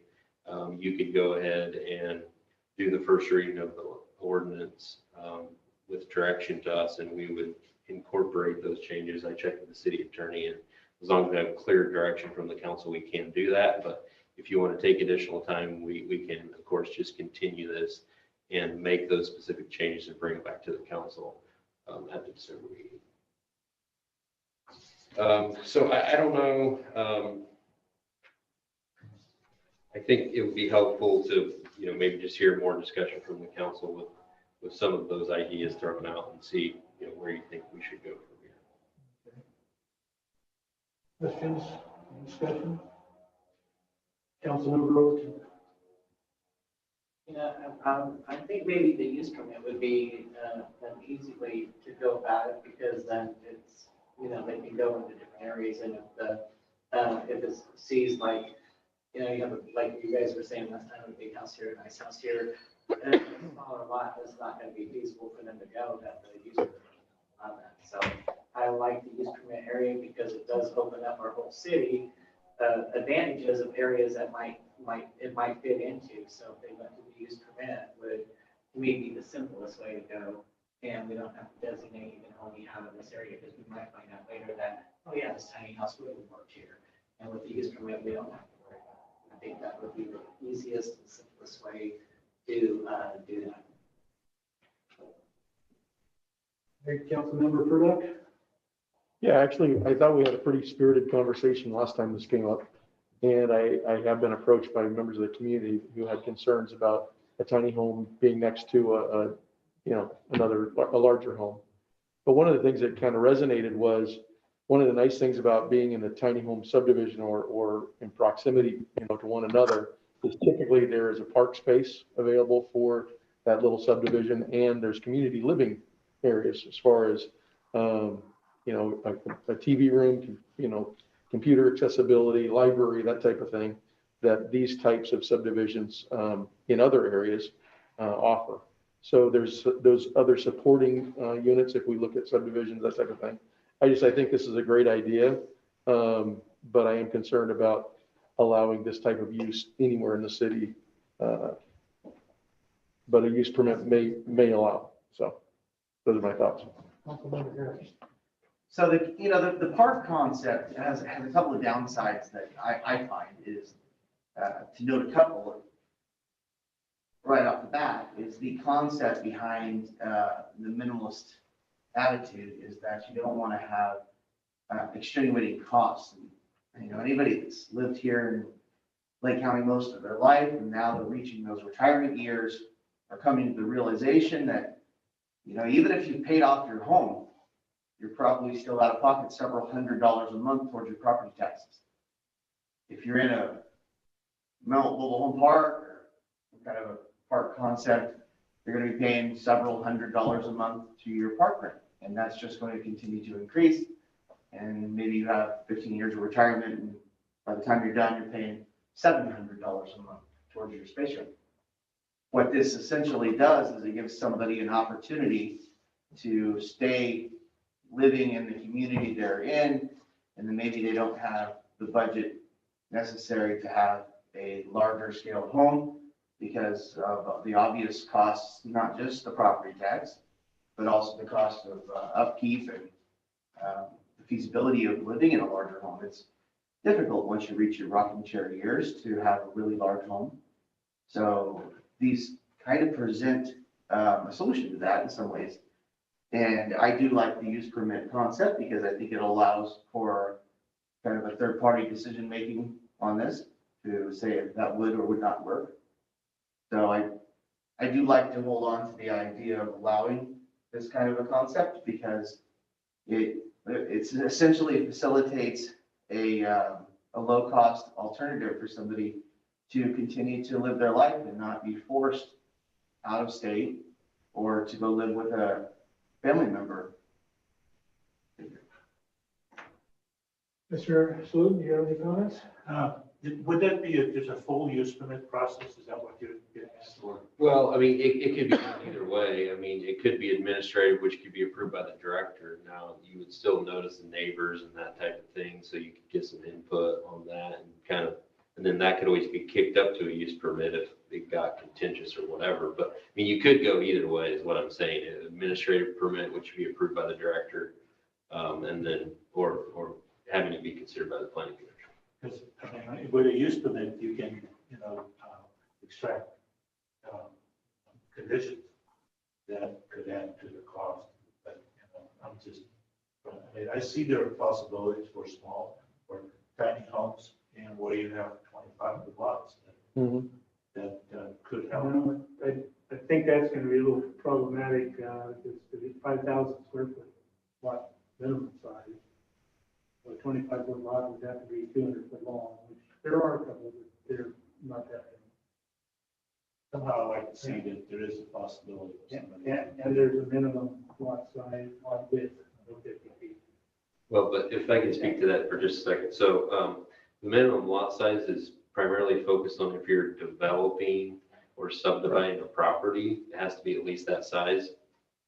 If you have a lot that's smaller than 5,000 square feet in that zoning district, you still have the legal right to develop that lot as long as you can meet setback requirements and other things like that. So I just wanted to point that out. I mean, I forgot to mention, I did do an analysis through our GIS, and I think there's roughly 300 properties. There was some talk about the 25-foot lots, and so I was thinking, are they all centered in a certain area or what? They're scattered everywhere, and there's roughly 300 of them scattered throughout the city that are less than 2,500 square feet.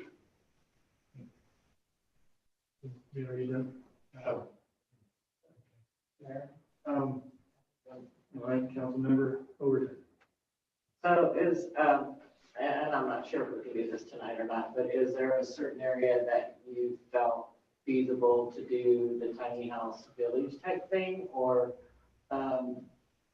was there something you were looking at? I mean, I know people are talking about out there by Bumble School, that area there where that property was, that maybe tiny houses out there. See, I look at the villages in two ways. They could be two things. One, they could be very detrimental to us because we're creating services because somebody's going to come in and nonprofit, not that I don't want a house homeless, everybody knows I do.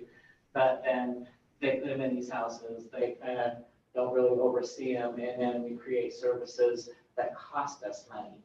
And I don't want to see, that type of thing. That's why I'm thinking with the use permit, would they still be able to come in and do a tiny village if it was set up appropriately? If they went through the use permit, could they still do that village thing? Would we have it set up like that? Well, I mean, we could set it up like that. I mean, you're right. I mean, I am concerned about the negative impacts of that concept. I mean, it's just like the mobile home parks that we have in the city. I mean, it's one of the hot spots for crime and blight in the entire city. And so we definitely don't want to create more of those. I suppose there are some ways that it could be done more nicely, but to Councilmember Harris's, I mean, if the number of folks that want this type of lifestyle based on at least the minimalist attitude, that isn't probably something that they're going to be interested in. But we could work that in, I guess, that it would be Just like if you wanted to develop a mobile home park or something like that, you would have to go through a use permit process, and then we could put a variety of conditions and things on it.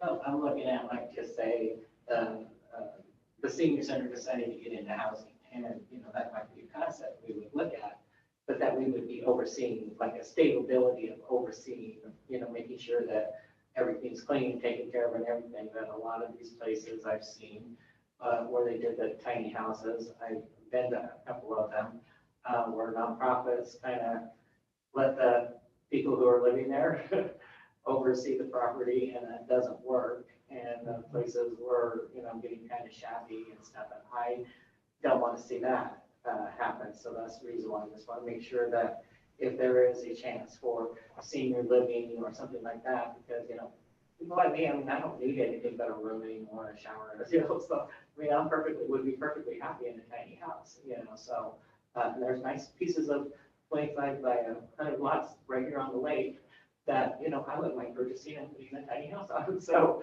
I know if I'm looking at that there's probably other people that have too, that we just don't need that space anymore, and we don't plan, or some people just want a place to come for a few months, but they're traveling and stuff like that. So I just want to see, I want to know that the tiny village type thing could happen, but not, I like that if it could go through the use permit also that way, and be designated, and be approved, then that, instead of just having to overlay, you can do it in this area, that area.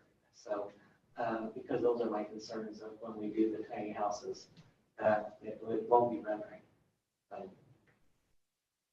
Thank you. Councilmember Kurdoff, I think you were next. Thank you, Mayor. Yeah, I agree with Councilmember Overton's comments. And I just wanted to also address one of Councilmember Harris's concerns. When I visited the town of Arcata, they had 3 different varieties of different housing models. And one of these, the home is actually on their property, but it's a reduced size lot. So the taxes are minimal because the value of the property is minimal as well. And again, with supporting gardens and park space and community living structures, it really allows the residents a good quality of life. And I think if we're looking at something like this, again, my suggestion is let's look at a subdivision where you might have a 50 by 50 lot, and your tiny home sits on that. Again, reducing cost and that. But I agree with you also with the trailer park concept where you're having to pay space rent. I know people have been priced out of that in their retirement years, and I would hate to see something like that happen. Thanks. Just real quick, just to run some conceptual ideas about our 25 by 50 lots we've been bringing up. From a maintaining the setbacks perspective, you could build a 15 by 30 foot home on that property, assuming that the property is not on a corner lot. And that's 450 square feet. Construction cost of a property like that would be around $90,000. And then your taxable liability for that home would be around $100 a month or less. So for somebody that's looking for a retirement concept, this is what I'm talking about. This is the only reason why I'm reiterating the importance of this, is because we do have a lot of those 25 by 50 lots. In some of those cases, we have a mobile home, a single wide mobile home sitting on that lot. And what this could do is an opportunity to be presented where we may have a 25 by 50 foot lot right now with an old ran down single wide mobile home on it. And somebody could buy that lot, get rid of that mobile home and put a 15 by 30 foot home and have a very secure and solid retirement concept that is affordable for them. So that's why I feel it's important to kind of keep it open to the entire city. Thank you, Councilmember Harris. Listening to all of you, I very much would like to see a use permit be required for these. There's so many different considerations here, whether it's 25 foot lot or 50 by 50 or 50 by 100, whatever it is. There are so many different things that can happen. The use permit process will allow us to look at each individual circumstance. So I totally support a use permit requirement. When you're looking at the tiny home village concept. I kind of think that's intriguing as well and can work in certain places. I definitely don't want to see a mobile home park, but a tiny village such as Councilmember Turlock was talking about, I think is something that may work for some people, and it would be a developer type thing. So I don't want to eliminate the possibility of that. I think that should be one of the possibilities. And you had mentioned, City Manager Flora, that the county has reduced theirs. I think it was reduced to 400 square foot minimum. And I think on ours, we're talking about going down to 200. I'd be more comfortable with 400. Yeah, I think, I mean, we did the same analysis of what Councilmember Harris did. And if you're really concerned about affordability, I think that being in the 400 to 500 square foot range certainly provides that. And, you know, so I just want to point out, you know, we keep talking about tiny homes. If we do go 400 or above, that doesn't meet the standard definition of tiny homes, so it wouldn't be considered that. But that's not really what it sounds like we're going for. We just want to be able to provide the opportunity for sort of a minimalist lifestyle and an affordable home. So I just wanted to point that out. But I think, yeah, I mean, we would recommend more in the 400 to 500 square foot range. Because I think in there, it did say 200. No, yeah, it did. I mean, there was some conflicting stuff in the first version, but. Yeah. And in reading through, there's design standards and construction standards, minimum standards for tiny homes, just as there are for a standard home. So that gave me a little bit more comfortable with it. I'm not looking at a storage container that's converted, but although some of those have been very nice. But that they be on a permanent foundation was the other, I think, requirement in here. But I do think, and I think the consensus, well, we have to open it up to public comment here and then we'll come back with the consensus on that. So why don't we take public comment on this part of it? If there's anyone on the Zoom who wishes to speak, please raise your hand.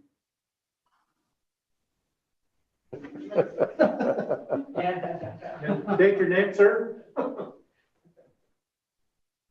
Am I okay? Can I say something? Mr. Mayor, members of the council. Yeah, I think there's some really good discussion tonight. I think the idea is not necessarily a tiny home, but maybe a smaller home that's more affordable. And this is what I'm hearing. I'm hearing the need to do some ability to let the neighbors know that someone's proposing something in their neighborhood. So I think that's a good idea that we do use permit. And of course, we're concerned about the cost of processing a use permit for a smaller home. We could look at the fee schedule and have a reduction in fees for something like that to encourage more affordable housing. So that would be one way to deal with it.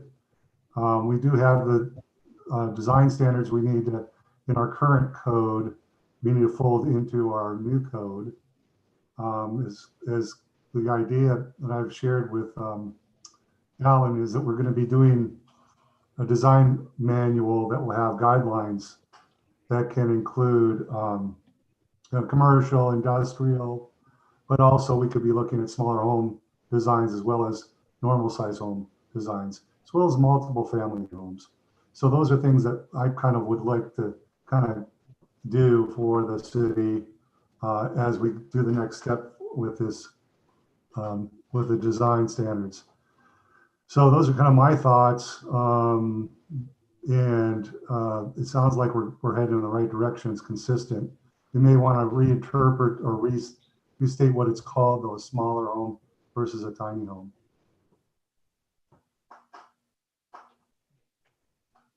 Thank you, Mr. Price. Councilmember Overton.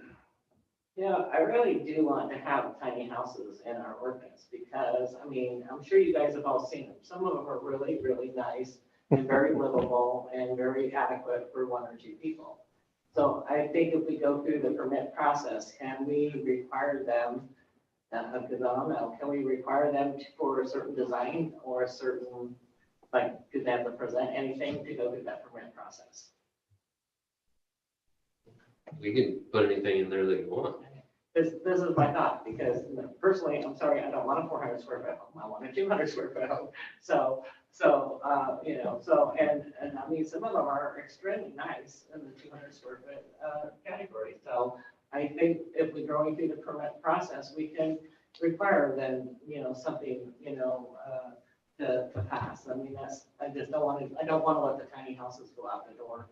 I think we need to keep that in, because I think this is, you know, we are still a retirement, you know, area, and I don't think we want to just get rid of that. And I think this would encourage more retirees here, and they spend money. No offense, they spend money. They don't want to eat at home necessarily. They want to go out and eat. They want to do things. So I don't want to fill the tiny houses up. But we do want to remind you that as an accessory dwelling, smaller ones would still be allowed, but it depends on whether you want them to be primary residences or not. Okay, Madam Clerk, again, is there any public comments? Yes. So the first is Cheryl Allman. I want to thank all, yes, I want to thank all of you for all your efforts. This has not been an easy thing, but I continue to have concerns. As an employer trying to bring up people with skills, we had very little housing. We still have very little housing for families within our city. I'm concerned that we continue to take on this burden of housing the most in need without considering whether the rest of the county has an adequate or equal level of affordable housing as we do. I've been out driving around and I noticed there are a lot of small cottages, a lot of still single wide mobile homes out there. And I did have a meeting with the Continuum of Care. We are getting grants coming in where we can replace or repair mobile homes associated with some of the fires in terms of funding within our city. But when you look at a 200 square foot home, it does not, it concerns me that it will grow without buildings. It will grow into morphed shacks in order to provide space for people's things. And if we had a 200 square foot home, will we have any CCRs around that and what they could do for things in the yard? We have continual problems in our city where people just sort of expand out. And it is terrible with the blight after a short time. So I would really be concerned about that we just sort of open up the lots across our city and take anything anywhere that somebody wants to throw up 200 square feet, which is not a lot of space. It's about the size of a hotel room almost. And that bothers me. So I am concerned as a owner of multiple properties within the city. I see myself, my neighbors buying up land that is next to us, not just me, but others, where we are looking to add 2 to 4 parcels of property in order to have the size of property for the extra garage or parking, especially when we are up in the hilly area. We're not on flat land that goes out and it's all usable. So I just want to caution you, and I know you're trying to find a way, and I hope you'll be successful, but consider those needs that we have, which is long-term workers. It's nice to have people who are retirement age, that's me, but if there are no services or very few services available, and I heard the need from several council members about restaurants in our community. We had more than twice the restaurants we have today when I moved here. So we need to be careful and look at what we want us to grow up to be and how do we accommodate all people within these decisions. And I thank you and wish you good luck. Thank you, Cheryl. Next is Robert Coker.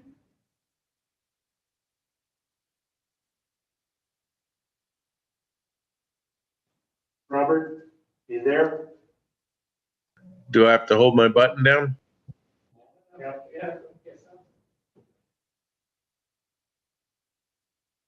You went away.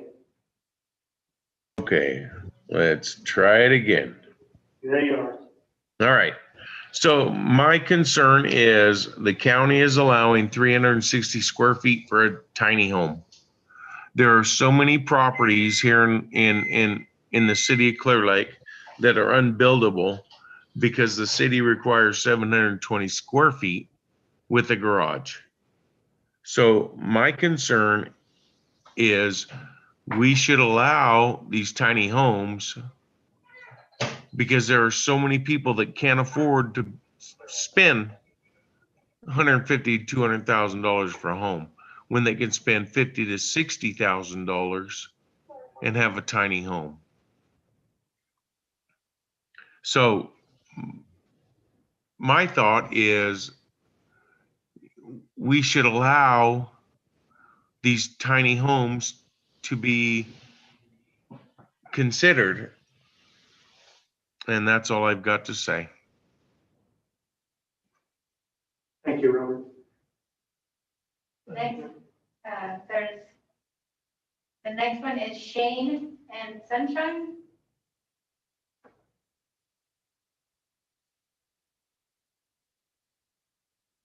You have to unmute yourself.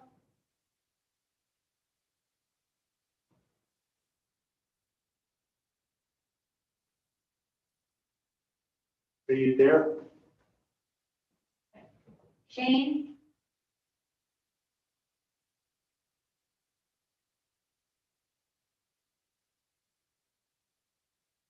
There. Okay, well, we'll move on then. Bruno Sabatier. Hello, can you hear me? Yes, we can. Hello? Okay, sorry about that. With my partner, Shane, and we wanted to discuss the tiny homes. We actually have a piece of property on 30th Avenue, and it is 5,000 square feet. But it's just not livable really to have both the home, a big home, 720 square feet, and a 2-car garage. We only have 1 car anyway, but I mean, and also we were living on our property we have a single white trailer, and we recently got told that we had to move off our property due to us not having a home on the property. So we moved into a campsite in Clearlake while we got like the permits and the planning all prepared to show the city. And so we're really just waiting for the outcome of tonight. And we were just hoping that we could just move forward with prepping and preparing our property for a home. So yeah. Live on our property. Yeah. While we develop it, we have 2 properties that we're going to merge together. And just hoping that we can, if there's any way that you guys can help us out so that we can live on our property and quit wasting our money towards paying rent when we could be developing our property. Yeah. That's it. Thank you. If Mr. Mayor, if I could just make a quick comment on this particular item. So regardless of the council's decision related to tiny homes, we would certainly not recommend changing the current requirements that you're allowed to do really any activities on a vacant piece of property unless you have an active building permit, including living on that property in some type of temporary accommodation, which sounds like it may be the primary issue in this particular case. Okay, next we have Bruno Sabatier. Are you there, Supervisor? Thank you again, Council, for having the conversation. I just wanted to let you know that yes, correct, the county did reduce it to 360 square feet, but there have been no takers to build anything at 360 square feet at this moment. So I think that similar to the comment that was just made by City Manager Flora, that is still too large for the type of people that we're thinking about for a tiny home. So I think the conversation of 300 square feet and the conversation of tiny homes, I think, are two separate conversations. Just wanted to let you know on how that's been the success of that program in the county. There's been zero success so far.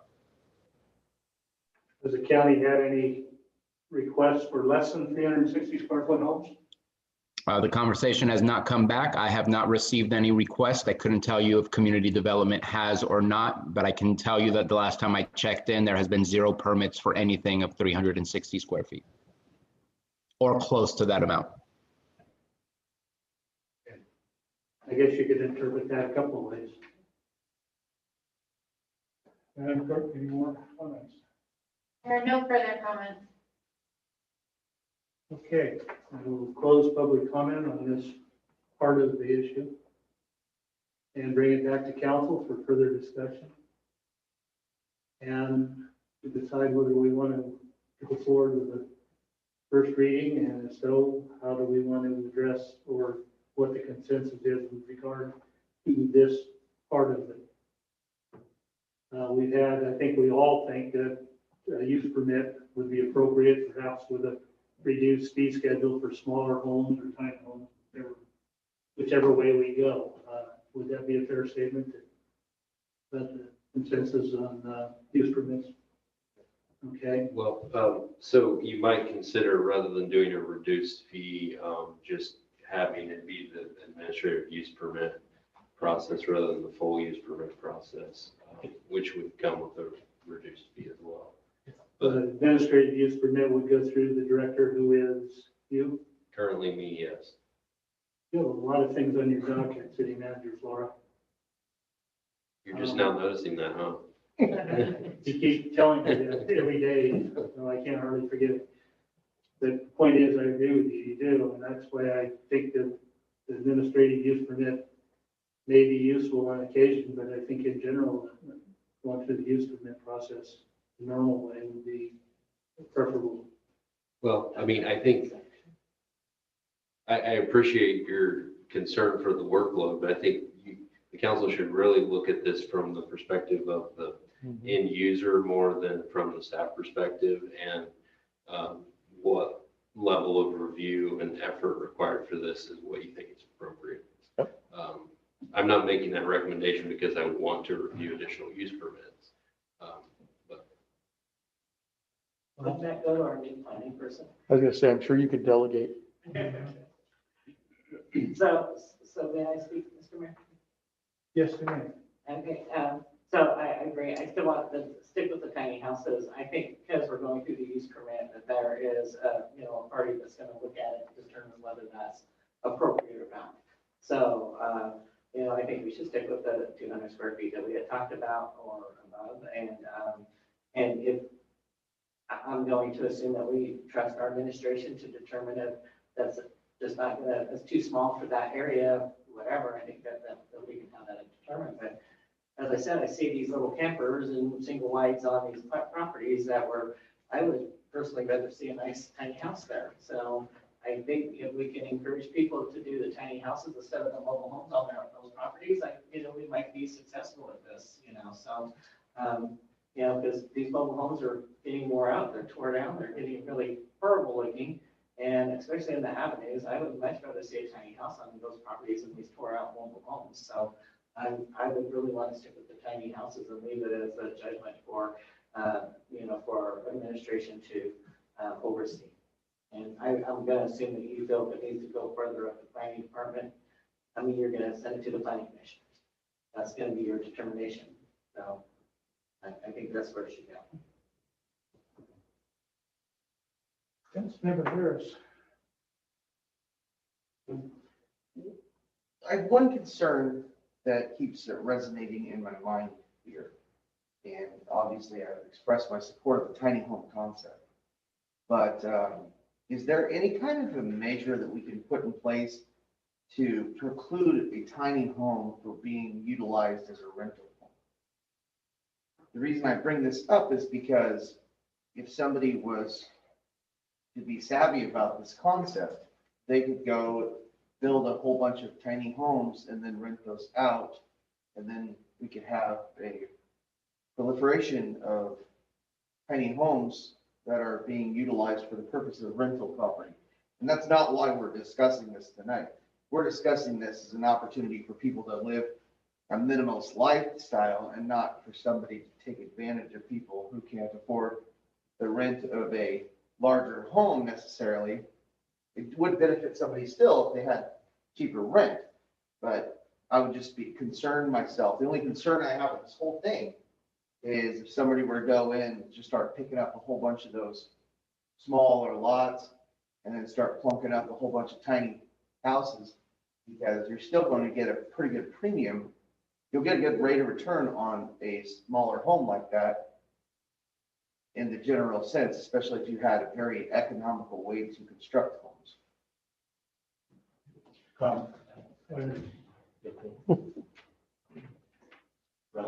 Councilmember Purdock. Oh, I just wanted to address a couple of things that I failed to. If we're looking at this in consideration for the ordinance, I support the changes that the city manager and our planner have recommended for the scope of this item.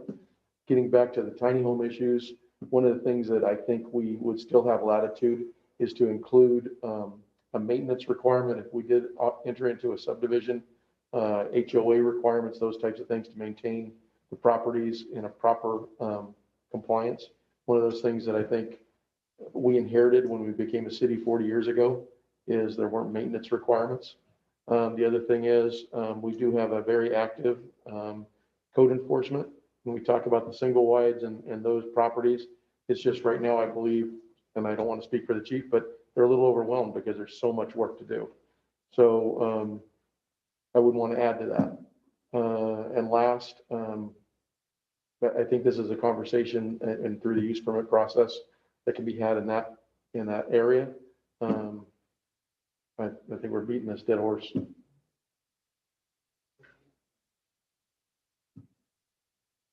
Okay. Vice Mayor Slivin. I appreciate and think the same way. In order to move this item along, I think to the discretion of the city manager. Tiny homes. I struggle with the tiny home concept itself. We have a tiny home up in Fort Bragg, and some of the members have probably seen it. It's a nice little community that was created because of that. So I keep that in my background. And those things, they're what they call park model RVs. They're tiny homes for all practical purposes. And you can buy those things for somewhere between $50,000 and $60,000. And they're very attractive. So, and they sit on 25 white parcels, so to speak, and maybe they're 80 feet long or something like that. You can put cardboard in it. Most people don't. And it's a, and this particular part that we're in doesn't allow to sublet. So you can use it. So, but those concepts, which is probably actually more a mobile home park, I guess. So, but I think it could work here under the right circumstances. So I'll leave it up to you. Vice Mayor Slivin, of course, been in your park model, and it is very nice, and it is in a park. I know you own water when the rents are on, but again, it's in a community thing. You have a central meeting area. No. That's not. There's a nice restaurant that you can go to, and which is very nice. So that's more along the concept that Councilmember Purdock is saying, the tiny home village, if you will. And I like that idea. I would not, I do see the need to be able to allow tiny homes or small homes, whatever you want to call them, in areas other than, village style thing. I wouldn't want to discourage the village style thing, and I think it should be in the mix potentially. Whether it's a use permit or whether it's an administrative use permit, I think sitting under Flora that perhaps you ought to appoint a deputy to help you with those things if you choose to go that way. That's my comments on that. Councilmember here, or Purdock, do you have another comment? No, I do not. Anyone else have any comments? Is that the last item? Well, I'm gonna need, I appreciate the, I don't know what you want to call it, your willingness to leave it in my hands. But I think for the ordinance, we need a little bit more direction on what you want to go. I don't want to just come up with something. I think we need to know, I mean, I've heard Councilmember Overton talk about smaller size. I haven't heard the rest of you talk about it. So I think we need to have some clarity on what the minimum size for primary dwelling would be. My personal preference would be to go with an old smaller than what the county is on, 360 now. I was thinking 400, but No, 400 would be all right. 200 in an administrative use permit. 200 the use permit. That's a tiny house. Like Gary was saying, you go up and you're getting into a small house. I mean, I know people that have been living in these 500 to 700 square foot houses that were built, back in the 20s and 30s. So three indicated 360 to 400, and two have indicated 200. with use permit. Do we all have consensus on the administrative use permit? Does that help? Yes. Is that clear as mud? Okay, so that administrative use permit piece is, I've got clarity on that. And all of you are sticking with 360 to 400, the three of you. So that's the majority.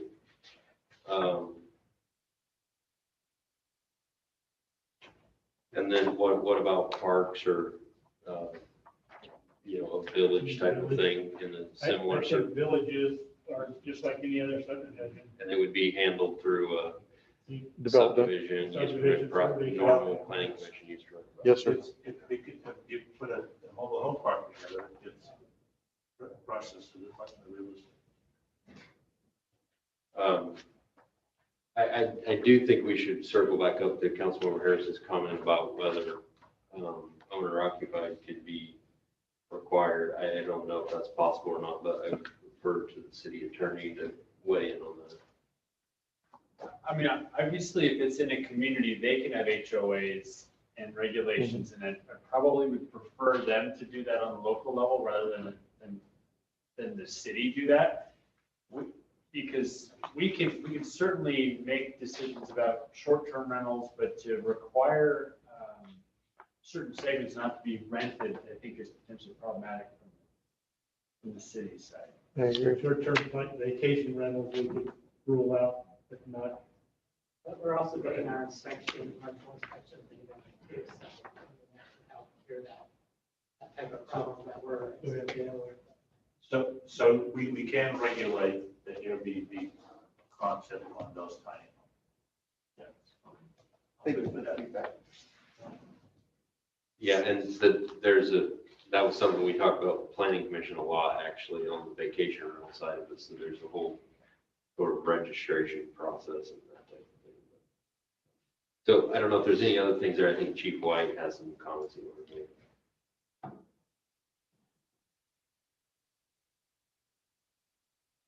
Good evening again. at risk of getting involved in the political discussion, I did want to make sure that expectations are managed. Our code enforcement unit is mostly funded through CDBG. It's my opinion that if we go down, as we go down this road, it sounds like that's the intention, to manage expectations, that I would not see a role with code enforcement to have much involvement, at least the CDBG portion, which is most of our officers, with dealing with this. So if tiny homes become a thing, just understand that as you get complaints about, well, this one's not meeting this requirement, this one's not on their foundation correctly, et cetera, we'd probably be venturing far outside of what's eligible CDBG activity, and into just purely regulatory space. So just understand that, you know, we'd be needing to look basically, if it became an issue where there's required additional enforcement and stuff like that, we would need to find general fund money to fund a greater portion of code enforcement. I mean, how would it be any different whether the home was 200, 360 feet, or whether it was 1,000 feet if it was not set on the foundation? No, quite all of that. No, it's not about the foundation. It's about the overall intent of the program is to reduce blight and so forth. And you are allowed a small portion to do it, but this is an area that we just need to proceed cautiously and manage expectations, that it's something that perhaps community development would be more involved with on the enforcement side, because I've heard code enforcement come up a number of times in the discussion. So again, not weighing one way or another. I mean, places have this, it works in various capacities. I just want everybody to understand is that as this moves forward, I would not see it as something that at least our CDBG code enforcement would really be involved with dealing with. I don't see this being a problem. Councilmember Burdock had a question first. I just want to make a comment. Chief, I apologize for not being clear in my comments. My concern was more around the lean-tos on a single wide mobile home that code enforcement would be involved with. I see the concern you have as being more of a building department issue that would be handled by the building department and code and inspector. Yep. Thank you. Okay, do you have more comments? No, sir. All right. City Manager Flora? Mr. Price has his hand up, literally. I'm sorry. Go ahead, Mr. Price. Turn your phone on. You're so quiet, Turn your Gary, we mic can't hear on. you. Let's quit whispering.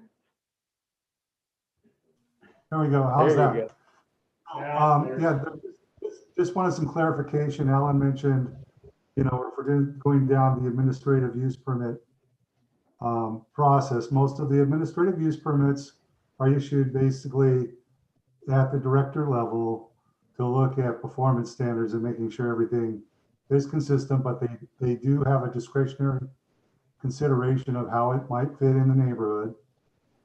For something like a tiny home, we may want to add something that would be some notification of adjoining properties of 100 feet or 200 feet, just so that the neighboring properties owners have an opportunity to talk to the director that, you know, hey, you know, we're concerned with it. But typically, when you do a planning commission use permit process, you do a notification of 300 feet radius, and you have, you know, it's like a kind of a judicial process of listening to the neighbors and then coming up with approval or denial. It puts Ellen or whoever is in the position of approving the administrative use permit in a kind of a precarious scenario unless you have some opportunity to reflect that out to the neighboring property. So that would be my only concern if that's the direction you want to go. Okay, and Mr. Price, I agree with you completely that neighboring properties certainly should have a say in this process as it regards neighbors to their neighboring properties. Building a home that's so much different, so much smaller than probably their own. So I would agree that on the, whether it's administrative or whether it's a full use permit, that it go through the process with the neighbors to that property have an opportunity to comment. And that's a simple thing. You just add, you can add to the ordinance. So Yeah, I mean, it is a requirement of the use permit process, and I think I mentioned earlier in the conversation that that would be part of the administrative use permit process as well. I'm reiterating that. Okay. Are we any clearer yet? I think we got it. So if if there's other issues, we can talk about whatever else, but if that's all that you want to talk about, then I think we have the direction to amend the zoning ordinance regulations consistent with your direction. And then if you want, you could go ahead and hold the first reading tonight with those amendments, and we would bring it back at the December meeting for the second reading. We can do that. Okay, I think we can go ahead and do that. That's agreeable with everyone? Then let's, we'll take it one at a time then, 1, 2, and then 3. Yeah. Yeah, I think, there's some resolutions for other things associated with it, but I would go ahead and just start with the zoning ordinance and do those other amendments. I mean, Mr. Price mentioned some other related design standards that we would want to include, but I think those, we'll just bring those back at the second reading, and they would go into effect whenever the zoning ordinance went fully into effect. So then I will entertain, I guess, a motion on item number 1. Mr. Mayor, I'd like to make a motion to hold first reading of ordinance number 248-2020, amendment chapter 18 of the Clearlake Municipal Code, repealing and replacing the zoning ordinance, read by title only, waive for the reading, set adoption for December 3rd, 2020. November 5th. Did I hear a second? Second. Okay, a motion has been made by Councilmember Harris and seconded by Councilmember Purdock. Madam Clerk, may we have a roll call? Councilmember Overton. Aye. Councilmember Harris. Aye. Councilmember Purdock. Aye. Vice Mayor Slivin. Aye. Mayor Kramer. Aye. That portion passes. Let's move on to the second item. Mr. Mayor, I'd like to adopt resolution 2020-49, adopting the city's design review procedures, which coincide with the new zoning code. I'll second that. Okay, again, Councilmember Harris make the motion, and Vice Mayor Slocum has seconded it. Again, could we have a roll call? Councilmember Overton. Aye. Councilmember Purdock. Aye. Councilmember Harris. Aye.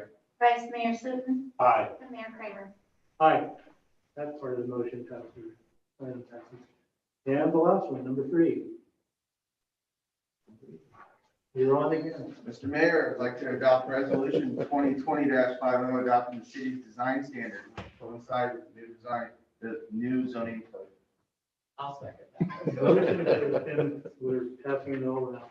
Motion has been made by Councilmember Harris and seconded by Councilmember Overton. Do we have a roll call? Councilmember Purdock. Aye. Councilmember Harris. Aye. Councilmember Overton. Aye. Vice Mayor Slivin. Aye. And Mayor Kramer. Aye. We're done with that. So we now will move on to city manager and council member reports. City manager Flora, you can lead on. I'll be fairly brief here. First item, we'd like to request your availability for a special meeting on Monday at 11. So we talked about, Melissa? This coming Monday at 11. So there's some issues with,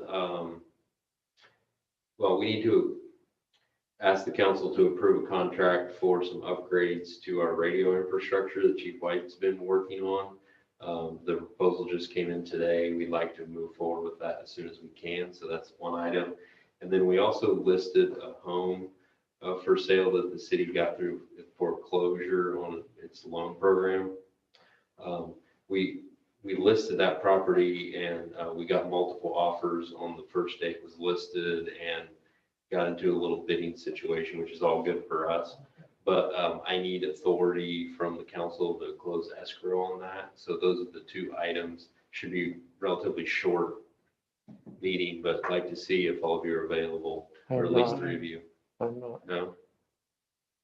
11 on Monday? Yes. I'll make myself available. All right, what time? 11 on Monday? I can do that. I can do some.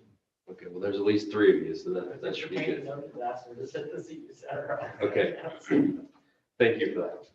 Extended invitation. Yes, I think we'll probably send the agenda out tomorrow.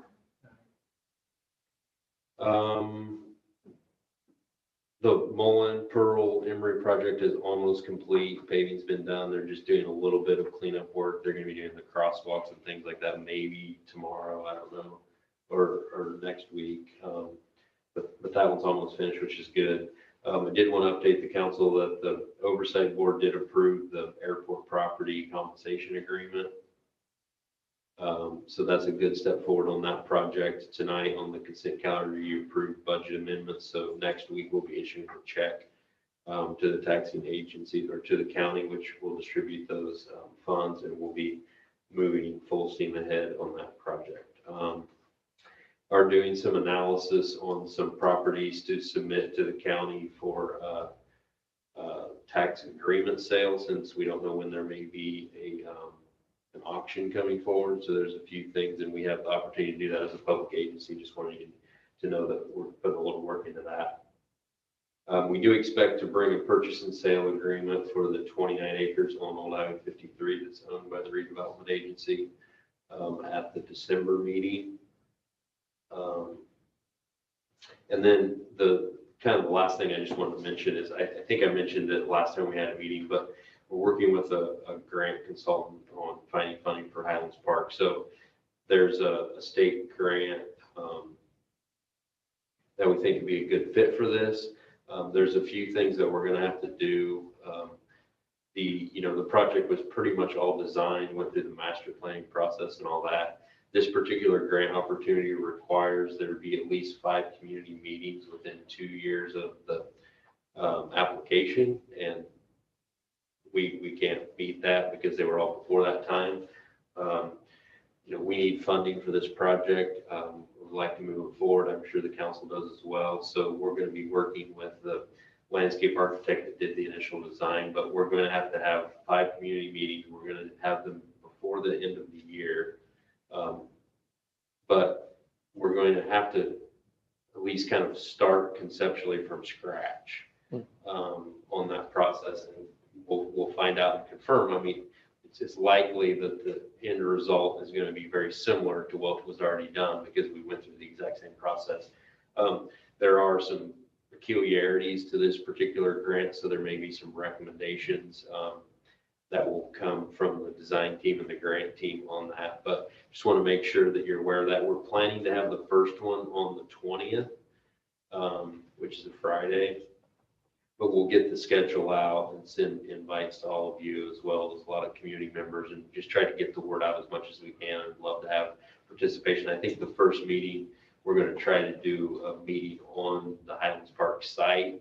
They'll have kind of a mix of virtual meetings. We may have a hybrid meeting like we did downtown here in City Hall or whatever. But the grant was due by the end of the year.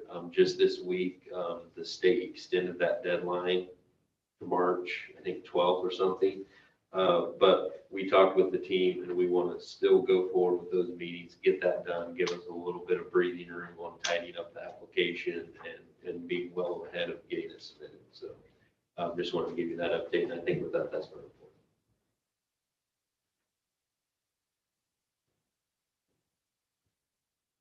Done? Yep. Okay. Good. I wasn't ready for that. Okay. Councilmember Murdoch. Well, we had our Lake Transit, Lake APC meeting. I'll let the mayor report out on that.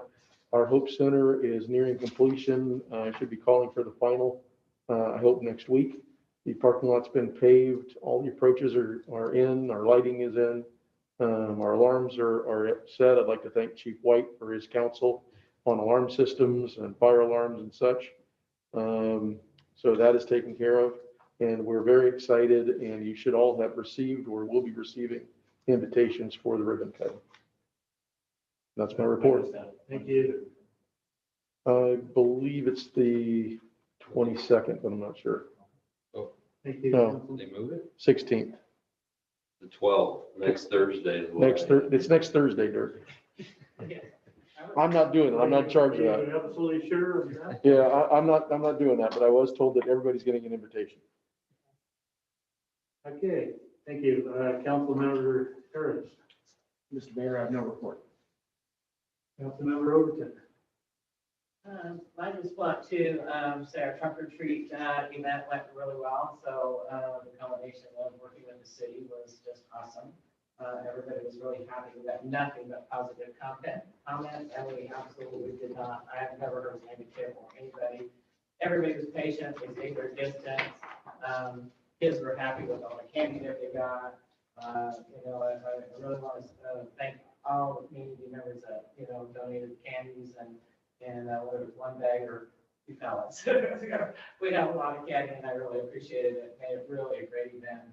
After people got their candies, they didn't mind afterwards. Standing in line, we had great music that James White and his trio played for us for free. I did not know most of them came from Sonoma County. I felt bad because he came up here and played for us and left without really even giving them some money for gas or something. So, but they were great. Everybody loved them. The kids danced to them and stuff.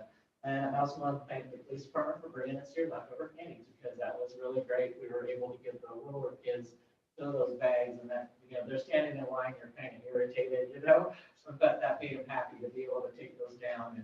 And we let everybody know that came from the police department. So we had a great turnout. So I just want to thank the community for that. It's great. And the city, Melissa and Tina, they're awesome. So, Thank you, Councilmember Overton. Vice Mayor Slotin. I also obviously was involved in the trunk and treat. Even Mr. Selly brought a cow to that. It was quite interesting. And also Mr. David Claffey, our marketing committee, tended to be a cowboy and had a fake horse in his car, which is all pretty cool. And like Councilman Overton said, everybody was very upbeat and very appreciative of everything. The other thing that I want to mention, didn't have any committee meetings, but I do want to point out that December 12th, a little bit off sale, but Rotary will have their Christmas lunch / dinner. It will be a drive-through event, and we also will have hopefully some flu vaccinations going through with that too. And we're in the planning stage in it. Based on the attendance on your event, Councilman Burdock on here and the attendance on Trunk and Treat, we're kind of scared to see how many people actually show up. So, anyway, we're in the middle of planning that. That's it. Thank you, Vice Mayor Slotin. I just have a couple of things. I met a week ago with several members of the Bureau of Land Management, CAL FIRE, clerk, and supervisor Savachier. With regard to prescribed burning and or mechanical removal of brush in BLM land immediately east of the Avenue, the Chapman track. I've been working on this for about 5 years, and I finally feel like I've got the right person to BLM. I think they are coming back in a couple of weeks, and they're going to walk down the property that their BLM land that is involved, and perhaps we may get some actual mechanical removal through mulching and removal of brush down each side of the dozer trails, which is a great start in reducing some of that heavy fuel load out there. Secondly, as Council Member Burdock mentioned, we went to attended the APC and LTA meetings earlier this week.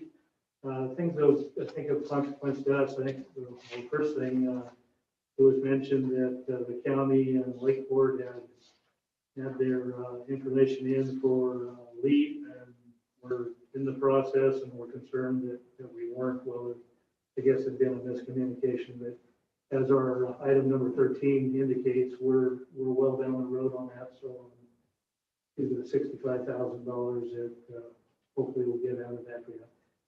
The second thing was SB 743, I believe it was, Councilman Member Purdue. The change in standards that may have an impact on some of our proposed developments, including the airport. Consequently, I had a fairly long conversation with City Manager Flora, and I feel very reassured that he's well aware of these potential situations and is preparing for it. So that was really the two things that were most impacted, I think most impact our city. That's all I have. So we'll move on to. Can I have a really quick redo? I know you were disappointed that my report was too short. Pardon me? I know you were disappointed my report was too short. So You fell asleep. It doesn't mean that you want to do over. Really quick, you already noticed and mentioned the improvements in the chambers. So they just finished the carpet this afternoon. There's still several other items that will be sort of putting the finishing touches on this room, including the new chairs and all that stuff. I think everything will be set in place by the first of the year, which will be good. But so it's looking great. Appreciate the council's support of this project, but there's still a few things we have left to do. The final thing, just a little bit of to end with some good news. Interim Finance Director White and myself received an update from our sales tax consultant. The final numbers, both from fiscal year 1920 and then second quarter of this year, which was the last quarter of 1920. But just wanted to point out that 1920 we ended with a 10.4% increase over the previous year in our Bradley Burns sales tax, which is great. And then the second quarter itself was an 11.2% increase over the same quarter last year. So we're really concerned with the impacts to COVID. And we're at this point that our numbers, we're outperforming both the county and state numbers as far as growth, which is good. Now, it's a little bit of a mixed bag. Certainly some of our businesses are doing better than they ever have before, and some of them are still struggling. But I did just want to share that information. I mean, it is overall, I think, good news for the city that we're continuing to see growth in our sales tax, and certainly there will be some additional revenue to work with over what was previously budgeted. Thank So you. now I'm That's done. good news. You already done? Done. Hopefully that continues in the next quarter. Okay.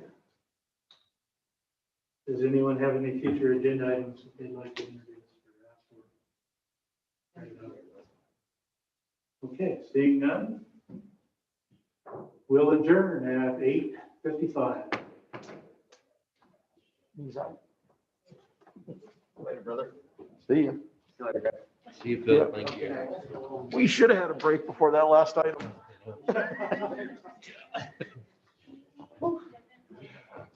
Teeth are floating.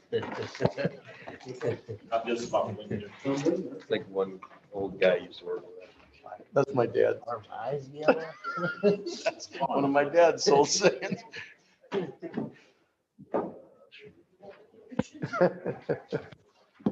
Yes, sir.